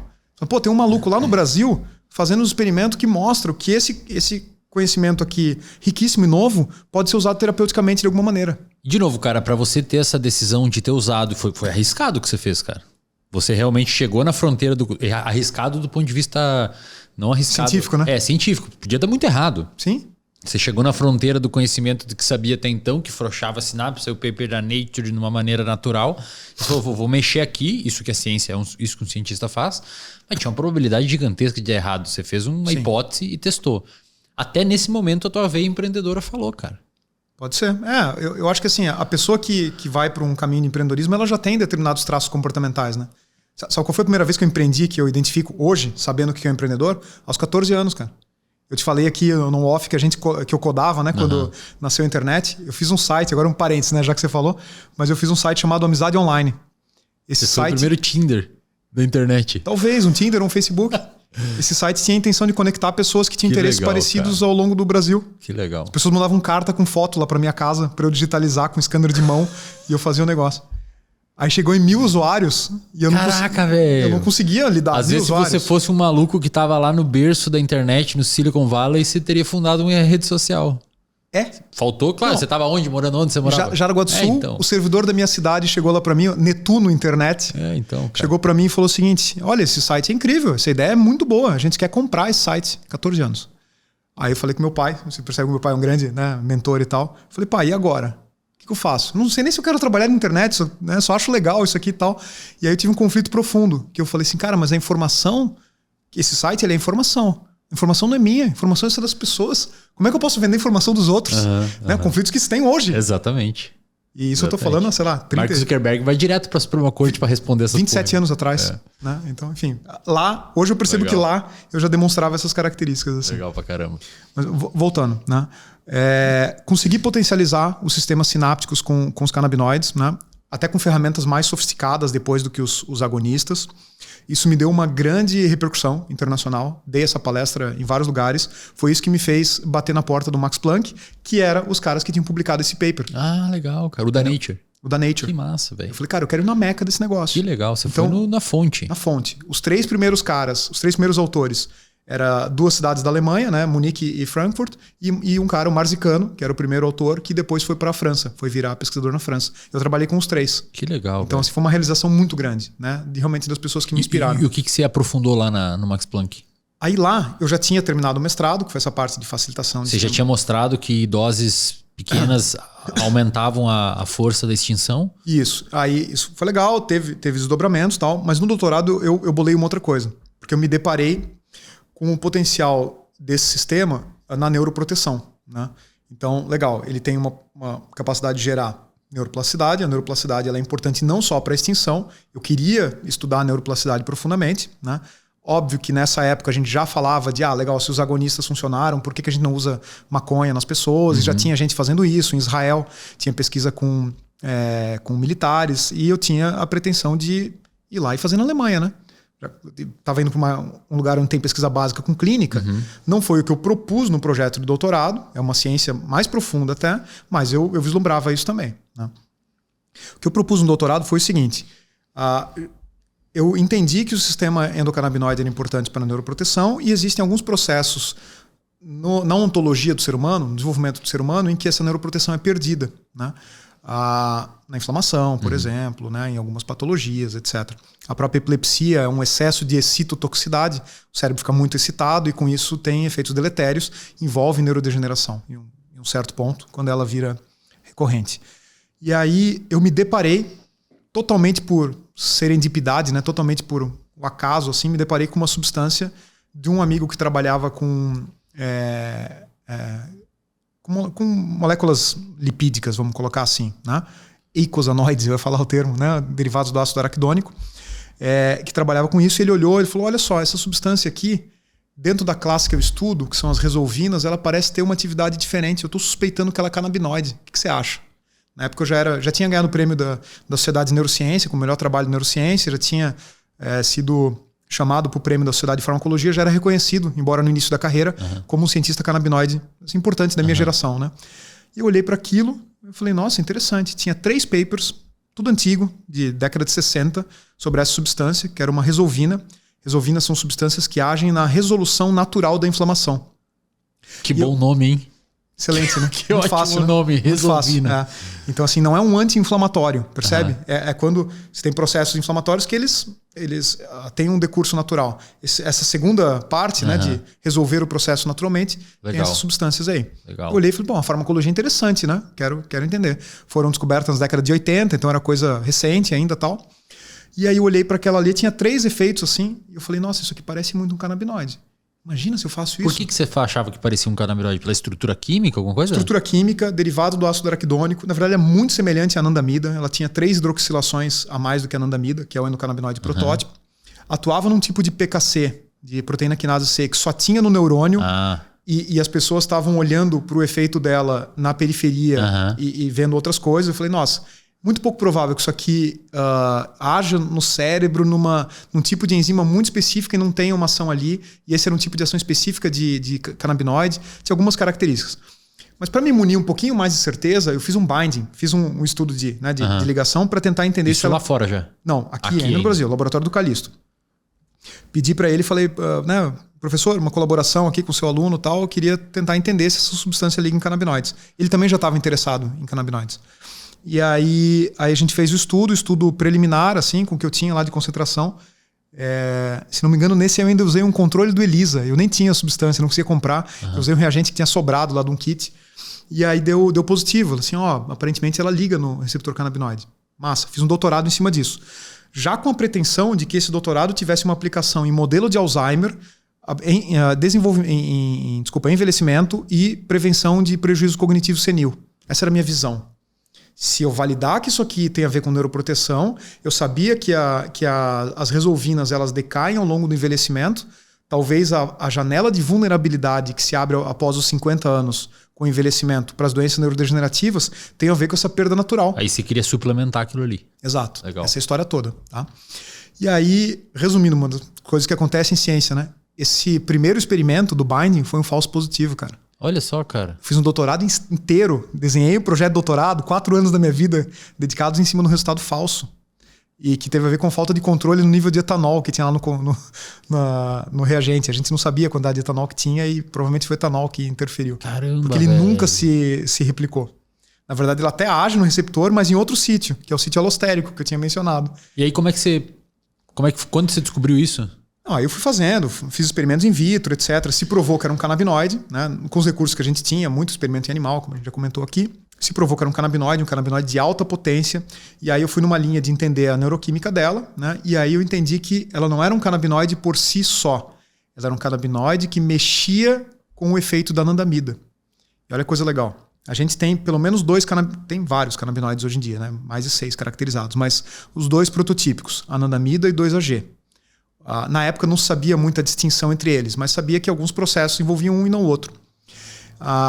E a lipoxina, que é essa substância, essa resolvina que eu estava estudando, ela faz uma espécie de shift no receptor, ela modula o receptor de maneira que aumenta a afinidade da anandamida. Tá? Então, fazendo um paralelo, é como se fosse a glicina dos receptores glutamatérgicos. Você precisa ter a glicina ali para o glutamato funcionar no receptor NMDA. Então eu achei o que a gente chama de um coagonista.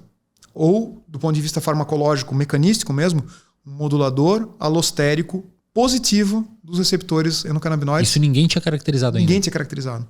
O Pertuis, aquele cara que me elogiou, tinha identificado que existia um sítio no receptor. Ele tinha trabalhado com moléculas sintéticas da indústria farmacêutica e caracterizado essa farmacologia alostérica, que por si só era novidade no planeta. Né? E aí eu caí em cima do modulador endógeno. Então foi uma descoberta que envolveu muita sorte, envolveu muita obstinação, muita dedicação, muito trabalho. E eventualmente eu consegui caracterizar isso. Que legal, que é o teu paper da PNS. É o meu paper da PNS. No paper da PNS eu fiz isso, mostrei por A mais B mais C qual é o mecanismo, que ela decai ao longo do envelhecimento e que protege em um modelo animal de Alzheimer. Depois a gente fez um outro paper validando isso em humanos. Que legal, cara. E quanto tempo demorou para fazer esse paper da PNS, por exemplo? Foram uns 5, 6 anos. 5, 6 anos de experimento para publicar um artigo. É isso aí que é... Eu poderia ter feito uns 4 artigos. Você poderia ter feito o que normalmente a gente faz aqui no Brasil, né? Até por conta do sistema. O sistema muitas vezes pede que o cara publique vários papers e não um bom. Eu acabei publicando outros, né? Eu tinha muitas colaborações, etc. Por uma autoproteção. Acho que eu terminei o doutorado com quase 30 papers. Sim, foi bastante. Hoje eu tenho 50, uns quebrado, sendo que eu não tenho mais uma carreira acadêmica. E olha, isso que eu ia falar. Se você tivesse feito aquele concurso lá, muito provavelmente você seria um dos maiores cientistas do país hoje nessa área, né, cara? Considerando os contatos que você tinha e o avanço que você estava. Eu acho você ia sim. conseguir muito. Hoje em dia, com o boom dos canabinoides, imagina hoje, porra.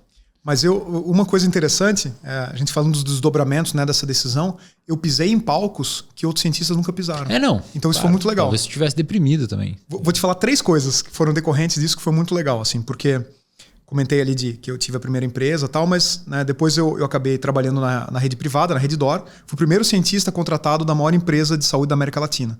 22 mil funcionários, né? Primeiro cientista contratado. Tive carteira assinada, cientista, legal. Que é muito legal também. Legal. A única vez que eu assinei carteira foi cientista.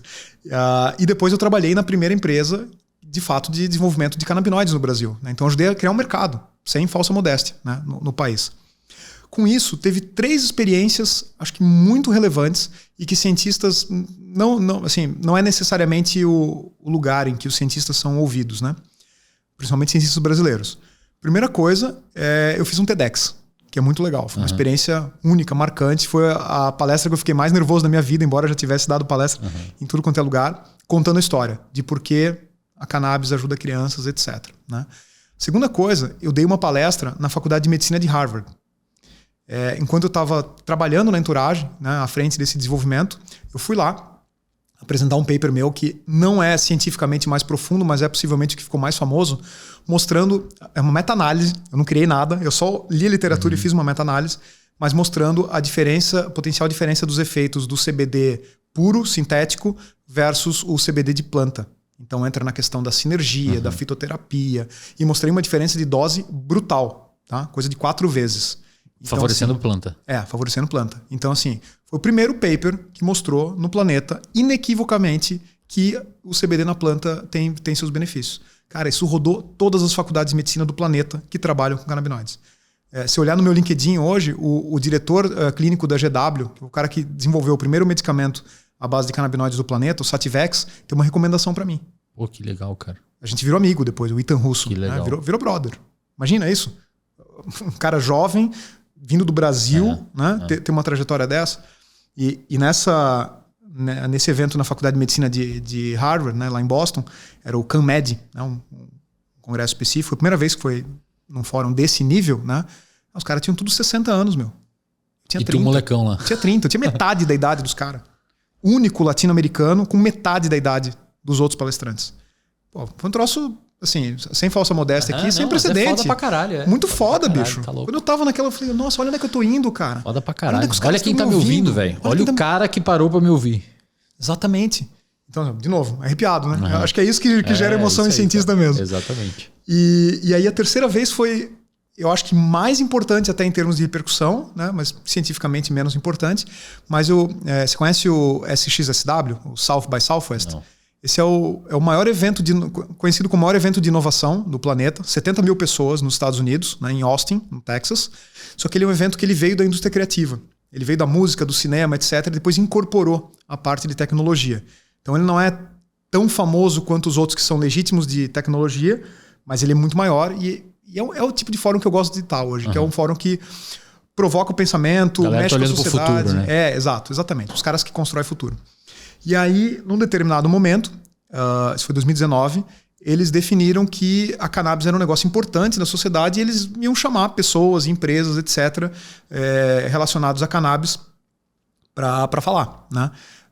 E aí, de novo, eu fui o único latino-americano na primeira vez que o evento de inovação mais importante do planeta nos Estados Unidos chamou pessoas para falar sobre esse tópico. Pô, que legal, cara. E eu entrei lá por votação popular. Então eu fiz um texto, né? Isso, qualquer um pode se candidatar, eu candidatei, falando dessa história da cannabis para idoso, para envelhecimento, uma espécie de suplementação para garantir a neuroproteção. E modéstia à parte, eu me comunico bem, assim, ao longo da carreira eu consegui ser chamativo por isso, e aí eu falei que o título da palestra ia ser Maconha é droga de velho. Que da hora. Isso colou, meu. Que da hora. Isso colou, eu fui chamado para podcast, gringo, etc. Legal. Falando que maconha é droga de velho. Os caras, não, como assim? Um maluco lá do Brasil, não sei o quê, supostamente cientista dessa área, né, falando que maconha é droga de velho. E aí eu fui lá, cara, e as pessoas me ouviram, ovacionaram, levaram a sério. Tinha fila de pessoas para falar comigo depois disso. Aí você levou uns slides, tudo mostrando seus artigos bonito, e tal. Bem legal, assim, bem construído, né? Um evento importante. O Maconha Droga de Velho, o cara chegou lá achando que era um maluco Rastafari que ia falar lá e fumar um no palco, mas tu botou ciência. Claro. Sempre faço isso. Legal pra caramba. O paper da lipoxina, eu fazia propaganda dizendo que a gordura da cabeça tem efeito da maconha. Aí eu falei, que porra é essa? Deixa eu lá assistir esse cara. E aí eu falava de ciência profunda. Legal. Então acho que tem essa vertente de comunicador científico também é forte. Legal pra caramba. Professor, você publicou um texto no Medium, entre vários que tem lá, né? Um texto aqui intitulado Sobre Cientistas e Empreendedores. E eu achei muito maneiro esse texto aqui que você publicou. Primeiro porque me identifiquei bastante, afinal de contas também empreendo. E segundo que você elencou aqui alguns itens que parece que você considera importantes, assim, que deu para fazer uma translação entre o conhecimento adquirido na academia e o mundo do empreendedorismo. O primeiro deles, antes você fez um adendo falando que o cientista é muito crítico e isso gera um pouco de dificuldade em empreender por conta do quão crítico a gente é. Mas depois você colocou aqui alguns itens, elencou aqui alguns itens mostrando aí uma translação entre o conhecimento que a gente adquire na academia e a parte de empreendedorismo. O primeiro item que você elencou aqui é o seguinte: saber refletir a respeito de problemas. Um cientista é pago para identificar problemas pelos grants mais do que para resolvê-los. Você sabia? Encontrar bons problemas que valem a pena serem resolvidos é o princípio de tudo. Fazer a pergunta certa aumenta muito a chance de se encontrar uma resposta de sucesso. Na sua análise, a gente, dentro da ciência, ter essa capacidade de encontrar problema ou refletir por problema ajuda no empreendedorismo? Eu acho que a parte que ajuda é fazer as perguntas certas. Esse é o skill, né? Quando eu escrevi esse texto, a minha ideia foi assim: quais são as habilidades, quais são as skills que a gente adquire ao longo da carreira científica que eventualmente podem ser úteis, né, no empreendedorismo? E aí essa é a primeira delas, fazer as perguntas certas. Acho que é algo muito relevante ainda hoje, né? Não só para gerar empresas, mas também para gerar empresas. Porque o esforço de gerar uma empresa é tão grande e a chance de dar errado é tão alta, né? Que se você não baseia isso em algo que é muito relevante, né, e que talvez ninguém tenha olhado ainda, a tua chance de sucesso é praticamente nula e esse esforço vai ser em vão. Então esse é o fundamento da fagulha do empreendedor. Tem muitas empresas, fazer boas perguntas. E tem muitas empresas que nascem com uma ideia aparentemente boa, mas partiu de uma premissa meio errada. Não é uma ideia tão boa, né? A galera às vezes acha que é, mas não é, e quebra, né? E assim, a coisa que mais é útil para um empreendedor no início dessa jornada, né? Receber feedback, não é? Não é nessa instrução? Fala com as pessoas, isso, tal, recebe feedback, etc. Escuta. O cientista, ele tem um sistema de feedback interno. Exatamente. Ele fica ele mesmo se questionando e criticando, Isso. às vezes até demais, que é o contraponto. Mas a tendência é que uma ideia elaborada por um cientista já seja bastante refinada. Ele tem um pensamento sofisticado. Perfeito. É isso que eu quis dizer. Exatamente. A gente já vai vendo as potenciais brechas para tentar evitar que aquilo dê errado, né? No design, uma coisa interessante, assim, essas habilidades elas são vistas, e eu falo aqui design no sentido de concepção de negócios, né? O design thinking, etc. A ideia é você fazer esses dois pensamentos, o pensamento, vamos dizer assim, criativo do ponto de vista de elaborar algo, identificar uma potencialidade e o de criticar essa mesma potencialidade em momentos diferentes. Talvez esse é o único exercício que o cientista deve fazer. Tira um pouco o chapéu crítico e pensa numa coisa legal, assenta, bota o chapéu crítico e aí elabora e sofistica. Você tira um pouco as amarras na hora de ter a criatividade e depois veste as amarras de novo para... Perfeito. Criticar aquilo. Porque senão você tolhe a criatividade antes dela fluir. Isso mesmo. Legal. Segundo aqui, foco na execução de forma integrada, com visão de longo prazo.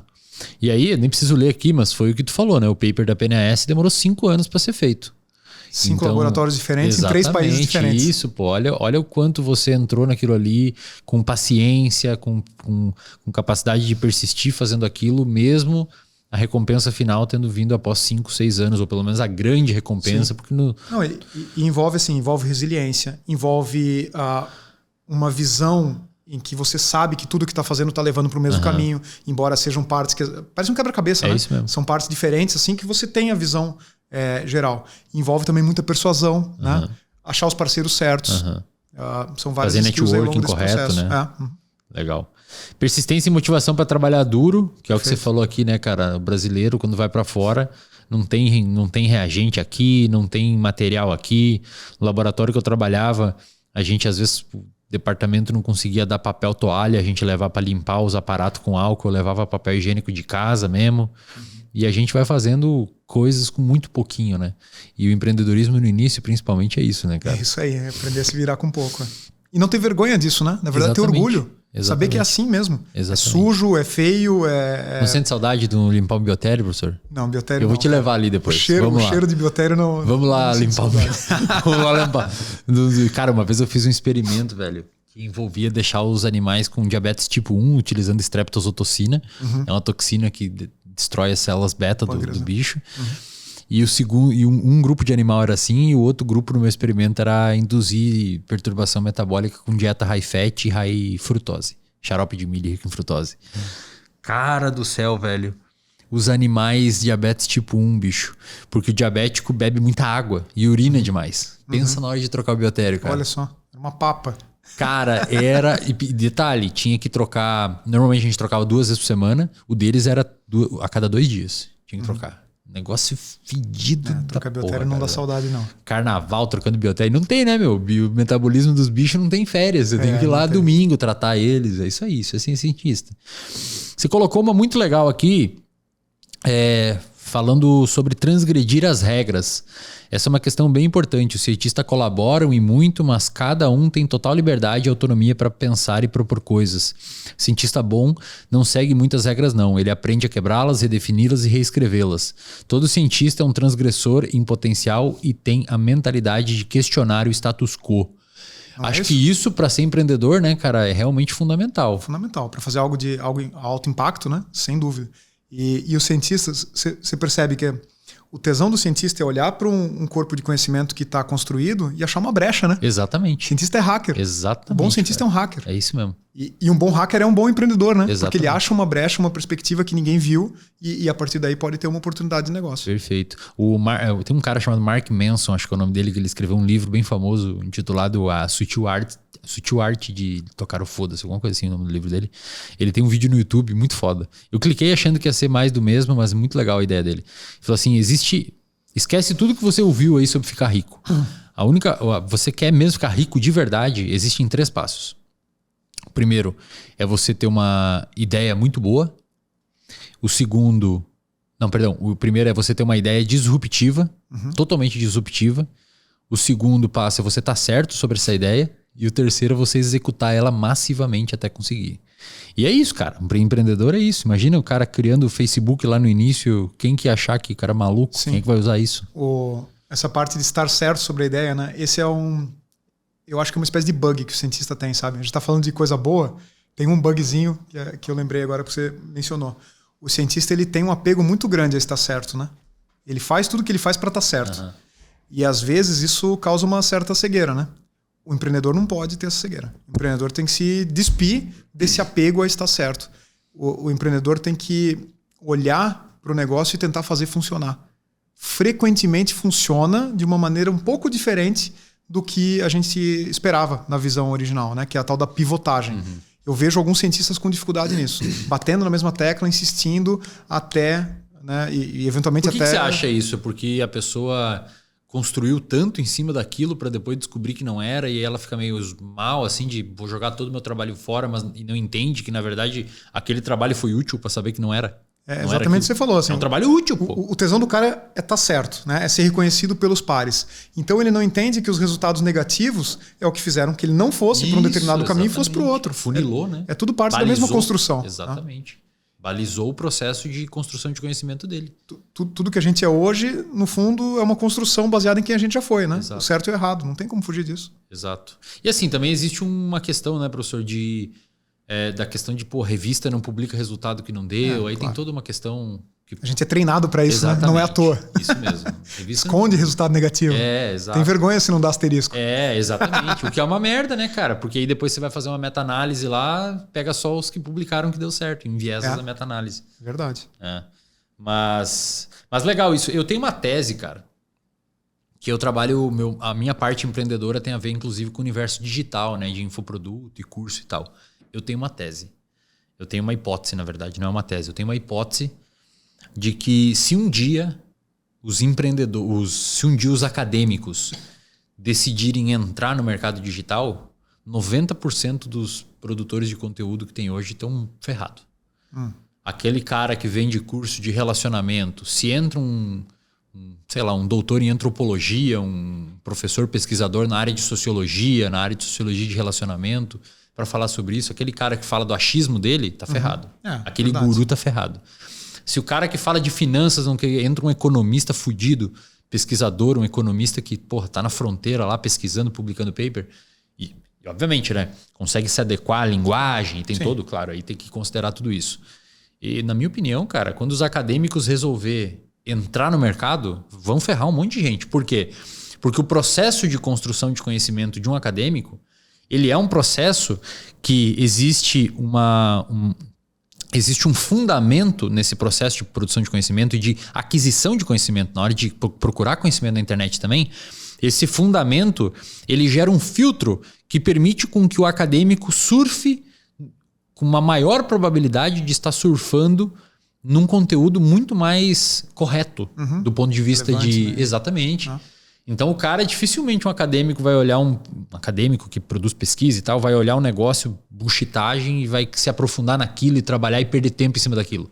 Ele vai. Então a probabilidade de conseguir alcançar, inclusive no meio acadêmico, no meio empreendedor. Você, por exemplo, às vezes deve ouvir alguns empreendedores e tal, e o seu filtro de cientista já fala, isso aí é bobagem. Sim. E você vai, esse aqui eu acho que está indo para um caminho certo. Você tem, é um outro treinamento, né? Descartar hipóteses muito rapidamente. Você aprende a navegar esse ambiente que hoje em dia cada vez mais é de muito ruído, né? Mas você acha o fio da informação no meio do ruído. Cara. Eu entendi o que você falou. Isso mesmo, cara. É exatamente isso. Então eu falo com os meus sócios e tal, eles não são do universo acadêmico, eu falo com eles, eu falo, pessoal, a gente tem que pensar sempre do ponto de vista acadêmico e tentar exatamente isso, encontrar o fio condutor e ignorar todo o resto de lado, assim. Inclusive, me conhecem na internet por ser uma das pessoas que não seguiu o modelo clássico do marketing digital. Legal. Porque eu fui meio disruptivo. Essa parte de quebrar regra me chamou a atenção porque eu não fazia como a galera fazia. Diversos cursos ensinando uma fórmula bonitinha para como fazer um lançamento de um produto, como estruturar um produto. E a gente foi pelo outro lado, velho. Eu acredito muito na autenticidade, cara, como empreendedorismo. É isso mesmo, cara. Tem que ser autêntico. Eu gravava aula lá no meu quarto, depois gravava falando. E a gente foi construindo, melhorando e tal, mas sempre do meu jeito, sabe? De um jeito autêntico. Isso que você comentou, assim, de... né, identificar o fio condutor e eliminar o resto, né? Isso é interessante, olhando para trás, isso sempre fez parte do meu processo criativo como cientista, né? Eu também sempre não, mas fui criticado já por isso, por ser um cara que não era culto dentro da ciência. Nunca fui aquele cara que citava né, de cabeça todos os autores e o paper que saiu semana passada. Nunca fui. Fui um cara assim voltado a conceber projetos, e aí estudava que nem um maluco profundamente, entendia tudo o que eu precisava, concebia uma hipótese, tá aqui, essa é a minha visão, já entendi, são esses experimentos que eu vou fazer, agora esquece ler. Exatamente. Porque senão os caras se confundem. Não, o cara fica louco. Fica louco. Então eu esquecia tudo. Quando é que eu ia ler? Cara, lá na frente, tive algum experimento que não estava dentro do planejado, opa, vamos entender o que a realidade diz pra gente, né? O que a natureza nos conta. Ou, cheguei no final, preciso escrever um paper, beleza. Aí estuda tudo de novo para contextualizar, etc. Mas entre A e B, eu não lia nada. Eu ficava trabalhando, experimento. Só interessava o olhar para a interpretação dos dados. A realidade que eu estava enxergando a partir daquela ciência. E enquanto que eu acho que os meus pares que estavam sempre com a literatura na ponta da língua não tinham essa objetividade em termos de projeto, ficavam confusos, porque é muita informação. Né? E nem sempre elas são congruentes. Né? Na maioria das vezes tem para um lado e para o outro. Enfim. E aí você selecionava bons artigos, né? Pegava Nature lá para formular suas referências e vambora. De grupos consolidados já e tal. O resto é ciência, o resto é fazer. Legal pra caramba. E agora, professor, como é que tá o planejamento? Você tá hoje, o Mindgraph, você tá ali com o processo de venda e etc. E aí como é que fica o teu mundo empreendedor hoje? Para que lado que você está indo?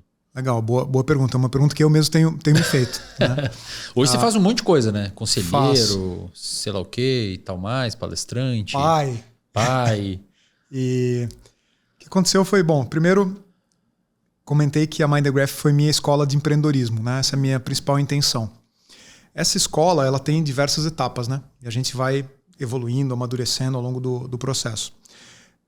Eu acho que eu concluí agora a última etapa que eu queria desse processo, que é de fato realizar a venda da empresa. Né? Então fui de gerar algo do zero, aos trancos e barrancos, bootstrap, nunca tive investidor, fiz o que fiz, alcançamos sucesso internacional, licenciei para grandes marcas, etc. Eventualmente fomos adquiridos por um grupo indiano, o que também foi bem curioso. Quantos anos? 8 anos. 8 anos. 8 anos. Né?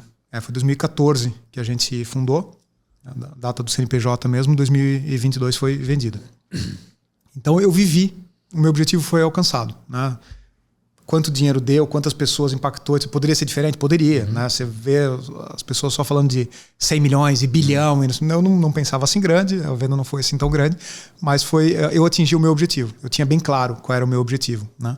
as etapas finais de negociação foram incríveis, foram uma escola. Eu percebi que eu estava imaturo ainda em coisas que eu tinha grande confiança, e agora eu consigo enxergar o horizonte um pouco maior assim do nível de dificuldade. Digamos que você sentou na mesa com outros tipos de pessoas. Perfeito. E literalmente tem acontecido isso, né? Literalmente tem acontecido isso. Tem alguns clubes, né? E dependendo dos rituais de iniciação que você passa, você começa a fazer parte de outros clubes, né? E aí, agora, primeiro, eu estou levando como bandeira pessoal essa questão de ajudar outros cientistas a trilhar esse caminho. Tá? Se tem algum cientista aqui assistindo o podcast, pode contar comigo como um parceiro, pode me escrever, Instagram, Facebook, sei lá, WhatsApp, e-mail, o que for. Eu faço questão de ouvir, tentar direcionar e etc. Essa é uma causa que você luta, né? É uma causa, é a minha causa. Eu identifiquei que é a minha causa, né? Conectar ciência com as pessoas e vice-versa. É assim que eu falo. Legal. Né? Porque o cientista chegando próximo das pessoas e fazer com que as pessoas também entendam mais de conhecimento científico. Né? Aplicar a ciência e torná-la acessível, que é o que a gente está fazendo aqui. Né? E eu achei essa linha de coerência quando eu percebi assim, eu falei, nossa, eu odeio dar aula na academia. Meu pior momento foi uma vez que eu decidi ser professor de fisiologia por um semestre para ajudar uma amiga que tinha passado como professor substituto. Eu tive que dar a mesma aula 6 vezes e eu queria cortar os pulsos. Eu nunca vou fazer isso na minha vida. Que era fisiologia do quê? Neurofisiologia. E aí eu falei, bom, eu acho tão ruim a experiência de ficar repetindo conteúdo. Por outro lado, eu me sinto tão bem quando eu dou uma palestra, quando eu faço algo, quando eu falo das minhas pesquisas, né? Tal, né? Eu falei, por que isso, né? E aí, enfim, no final das contas eu entendi isso. O empreendedor é o cara que sabe, um empreendedor cientista, né? Sabe um monte de coisa que é aplicar isso para o bem da sociedade, mas eu também tenho aquela vertente do cara que quer explicar isso para as pessoas para que elas também possam pensar diferente, né? Então,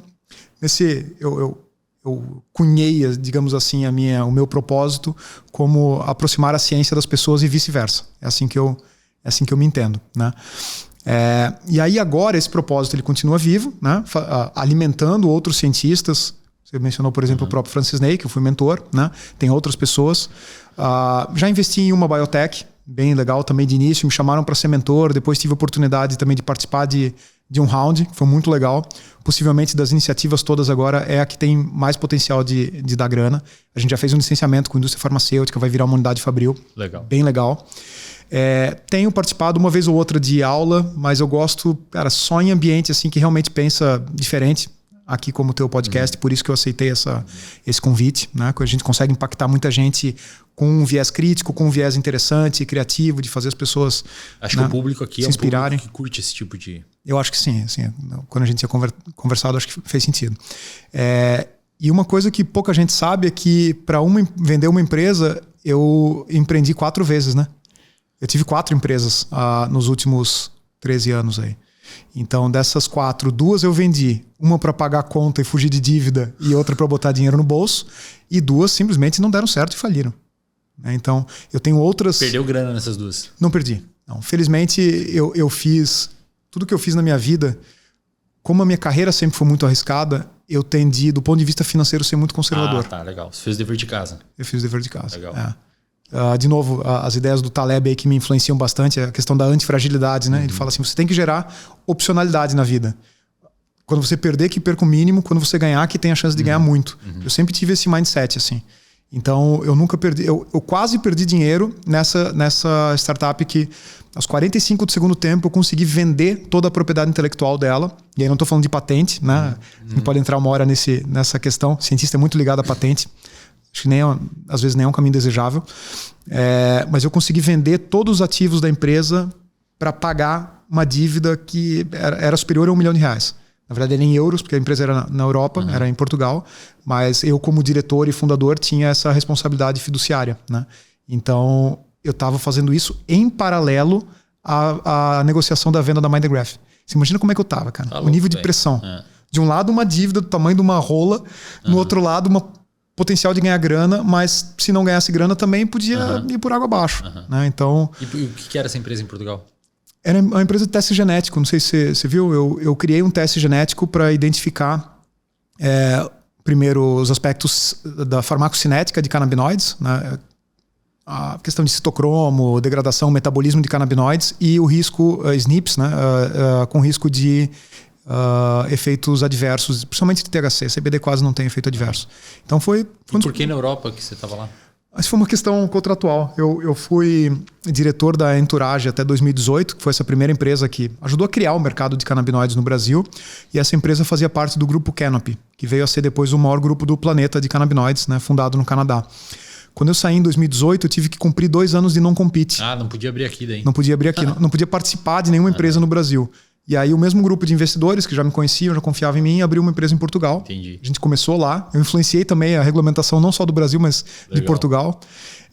E aí lá a gente fundou essa empresa de diagnóstico que queria entender a síndrome de deficiência no canabinoide, baseado nessas minhas ideias da lipoxina, da neuroproteção, e também essa aplicação genética de fazer um profiling genético para entender, otimizar a terapia de canabinoides. Isso foi bem legal, assim, teve um certo sucesso aqui no Brasil. A gente se esbarrou com a pandemia no meio da história, enfim, teve questões comerciais e por isso que a empresa não foi para frente. E aí eu vendi toda a propriedade intelectual para o nosso parceiro lá de Portugal, né? E aí, de fato, o teste continua existindo na Europa toda. Aí. Legal. E, professor, deixa eu perguntar, como é que você vê o futuro do mercado com questão de canabinoides aqui no Brasil? Isso dá um podcast por si só. Mas assim, né? Brevemente. Rapidamente, a gente está num momento de transição regulatória. Você acha que é um hype só ou realmente vai... Não é um hype. Não é um hype. Eu dei uma palestra sobre isso recente, até no Conselho Federal no Conselho Regional de Farmácia de São Paulo. Pela postura que a Anvisa teve, tá? O Brasil está desenvolvendo um mercado muito mais consistente do que a maioria dos países. Qual que é a postura que ela teve? Postura conservadora, farmacêutica, proteger os pacientes, saúde, foco em saúde. Tá? Diferente dos mercados que a maioria dos investidores olham, né? Estados Unidos e Canadá, que tiveram sim um hype, uma bolha gigantesca e estão quebrando. Não sei se você sabia disso. A maioria das pessoas que não está nesse mercado não percebe. As grandes empresas, inclusive a Canopy que eu mencionei aqui, viraram pó, viraram penny stock. Por quê? Porque tá muito aberto Porque foi baseado em especulação. O mercado não é o tamanho que se imagina. Entendi. Entendeu? Essa empresa já tradou a 150 vezes. O valor de mercado dela era completamente artificial. Não só essa, mas o mercado como um todo estava assim. Ganhou, captou um monte de dinheiro, não tinha onde gastar esse dinheiro, foi fazendo estruturas produtivas mesmo, e comprando empresas, etc., baseado numa premissa de mercado que só existia na cabeça dos investidores. Entendeu? Isso aconteceu principalmente no Canadá. As 3 grandes assim... $1 bilhão. A Canopy chegou a valer $15 bi. Eu sentava na mesa do CEO da Canopy. Em 2 anos eles foram de $200 milhões a 15 bi. Em 2 anos. E eu participei desse processo aqui na América Latina. Isso tudo virou pó. Como é que pode? Virou pó. Mas os caras erraram feio, hein? Como é que erra tão feio assim? Ele, empreendedor... Entraram num vício assim deles mesmos só se ouvir? Ele, empreendedor, ele acertou bonito. Ele não errou feio, não. Ele acertou bonito. Ele vendeu para Constellation. Não. Ele, beleza. Tá maravilha. Mas como é que eles leram esse mercado tão aquecido e, na verdade, só tava na cabeça deles? Não, cara. A gente cria hipóteses e chega um momento que a gente tá tão comprometido com a hipótese que a gente tem que se agarrar nela. Ficou cego pra caralho, Se der errado, mas fudeu. Aí, cara, não faz uma leitura de mercado, não faz um coleta de dados, toma uma decisão... Eu acho que faz, mas decide ignorar. Mas que loucura, bicho. Você sabe que o mercado... cientista. Não, sou cientista. O mercado financeiro é muito baseado no otimismo, né, cara? Então, assim, na especulação e etc. Então, o Brasil está um pouco protegido disso. Por quê?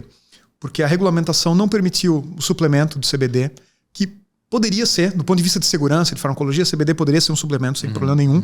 Mas, como a aplicação de saúde, a Anvisa protegeu, então não aconteceu esse boom. Grande parte da especulação dos Estados Unidos foi por conta do CBD ser um suplemento e ser vendido no mercado. Né? Então, literalmente tem água com CBD, poderia ser botado na água da torneira. Né? Isso infla demais as expectativas. E no Canadá teve muita especulação por conta desse viés financeiro, de mercado financeiro. Aqui no Brasil a coisa está indo gradativamente dentro de uma regra sanitária, Anvisa, medicamento, etc. Mas tem uma coisa muito legal que a Anvisa fez. Né? Apesar de já existir medicamento registrado aqui no Brasil, o Sativex, que aqui entrou como Mevatil, e ela não ter feito uma regulamentação tão aberta quanto, por exemplo, Canadá e Estados Unidos, né? Ela não permite suplemento, não permite vender flores, salvo as associações Ninguém Planta aqui para fins comerciais e etc. Né? Ela criou uma regulamentação que chama RDC 327, que permitiu o reconhecimento dos canabinoides como substâncias que a priori podem ser usadas por seres humanos, a priori são seguras. por mais que sem estudo clínico não possa haver um claim, uma alegação terapêutica. Então isso foi uma solução muito criativa, muito interessante, porque eles reconheceram toda a experiência humana com essa planta, com esses produtos, etc. E falaram, olha, é uma decisão do médico e do paciente prescrever e usar essas substâncias. O que a gente, como agência regulatória, vai fazer é garantir que elas tenham qualidade farmacêutica. Perfeito. Então aqui estão os requisitos para um produto para uso em saúde humana. Desde que esses requisitos sejam atendidos do ponto de vista de qualidade, a gente assume que é seguro e aí o médico é que vai saber por que prescrever. Entendi. Esse é um passo intermediário entre ser um medicamento e ser... Mas assim, esse regulamentação permite que ela exista na farmácia já. Isso, por isso que eu estou comentando. Não é direcionada para nada. Por isso que eu estou comentando. Qual que é o futuro? É estar na farmácia. Entendi. Amplamente. Hoje em dia... já existem 30 produtos com autorização sanitária dentro dessa regulamentação, mas muito pouco ainda na farmácia. Tá, e qual que seria a diferença de uma regulamentação, digamos, mais interessante para os investidores? A Anvisa ou ter um ensaio clínico que direciona para um tratamento mesmo? Seria melhor assim, digamos? A principal diferença é que a gente tem um mercado que hoje é guiado pela prescrição. A prescrição ela é um gatekeeper, né? Você precisa... Primeiro tem o custo do médico, tem que ir lá, tem que prescrever, né? O mercado americano, por exemplo, não precisa de prescrição. Nesse caso aí, essa regulamentação permite que eu compre sem o médico me prescrever. Não, essa precisa de prescrição e, na verdade, ela é até mais rigorosa do que os medicamentos importados, tá? Nos detalhes.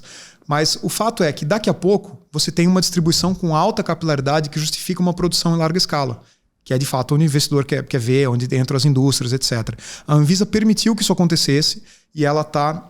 dentro dessa regulamentação, nos próximos 5 anos, nos 5 anos subsequentes a uma autorização sanitária, você tem que realizar estudos clínicos e aí, de fato, registrar um medicamento. Cara, isso é uma oportunidade de ouro para quem trabalha com pesquisa clínica em canabinoide, para, de fato, farmácias, sei lá, dispensários, empresas baseadas nisso. Tá? No mesmo como é que eu vou dizer assim, mesmo ritmo que isso está acontecendo, a Anvisa e o Ministério da Agricultura, o MAPA, estão considerando, tá? Aqui sou eu falando, pode ser que isso demore mais tempo do que parece, mas eles estão considerando separar a cannabis do cânhamo, que é, do ponto de vista internacional, uma grande sacada, porque o cânhamo, que é um tipo de cannabis, vamos colocar assim, mas que não é psicoativo, ele tem uma série de outras aplicações, como suplemento, como alimento, como óleo, como proteína, como têxtil, e isso pode fomentar uma indústria enorme. No nível assim, hoje onde se planta cana poderia ser cânhamo. Né? E o Brasil está muito atrás, né? Essa discussão já aconteceu N vezes. Curiosamente, a maior plantação de cânhamo da América Latina o agrônomo é um brasileiro, é liderado por um agrônomo brasileiro que eu já trabalhei junto na época da entourage, no Paraguai. Né? Então o Paraguai está na frente do Brasil. Não é só a Colômbia e a Argentina, até o Paraguai está na frente do Brasil. Né? Desculpem se tem algum paraguaio assistindo aqui. Uma vez eu falei isso na sala de aula, tinha uma colega paraguaia, ela falou, pô, não fala assim, o nosso país é decente, é digno. Eu falei, verdade. A gente tem essa referência, né, por causa da Muamba. Mas o fato é que é um país com menos potencial do que o nosso. Né? Tem menos área, né? Tem menos áreas, mas foram arrojados por conta da natureza agrícola. O Brasil, com toda essa imensidão de terra e natureza agrícola, está para trás. Né? O que me faz ter esperança em relação a isso? Existe um plano de lei, um projeto de lei, desculpa, o PL 399 de 2015, eu contribuí, fiz audiências parlamentares, etc. E que esse projeto visa fomentar o cultivo no Brasil e separar o cânhamo. Tá? Felizmente, um dos deputados que estava envolvido nesse projeto de lei hoje é ministro da Agricultura, ministro do Desenvolvimento Agrário. Então eu acho que a coisa vai para frente. Legal, cara. E aí isso tudo acontecendo, abriria um mercado para o cânhamo e a cannabis ficaria mais assim, uma indústria tem que desenvolver alguma coisa no padrão Anvisa e fica nas mãos do médico prescrever. É mais ou menos isso, né? E aí quando você me pergunta o que eu vou fazer daqui para frente, etc., para mim tá alinhado com essa visão. Imagina, né? que você vai apostar que vai dar certo aqui no Brasil, né? Vou orientar pessoas nessa direção, enfim, sou mentor de uma porrada de empreendedor, mas eu fechei recentemente um contrato com uma grande empresa da Índia, na verdade a primeira e a maior da Índia, que trabalha com cânhamo em todas as verticais, né? Em saúde, com pesquisa clínica até têxtil. Opa! Né? Então eu aposto nesse mercado, eu ainda quero voltar, faz sentido, tem a ver com a minha história e acho que o nível de maturidade que eu atingi agora, tendo feito toda essa história empreendedora, eu consigo contribuir ainda mais. Com certeza, né? Você teve toda uma escola que hoje você já entra sabendo todos os atalhos, né? Perfeito. E no digital, o legal é que o ciclo de produto é muito rápido, né? Então você aprende muito. É uma escola muito boa para empreender. Legal, maneiro demais. Professor, se tiver alguém assistindo aqui, sei lá, um cientista que tem alguma ideia de empreendedorismo com cannabis ou não, a pessoa te encontra como? Boa pergunta. Os meus textos encontram no Medium, eu estou no Instagram, no Facebook, etc., mídia social. Fechou. E o meu e-mail é muito fácil, é meu nome e sobrenome, fabriciopamplona@gmail.com. Fica à vontade, pode botar aí, vou receber um monte de spam. Legal. Mas no meio desse spam talvez venha uma outra pessoa legal, interessada, né? Às vezes vale a pena trocar ideia. Quem assistiu até o final agora já provavelmente já está filtrado. Verdade. Teve um filtro aí, a pessoa se interessa pelo conteúdo. Professor, obrigado pela presença, cara. Pô, que papo sensacional, é sempre muito rico trocar uma ideia com você.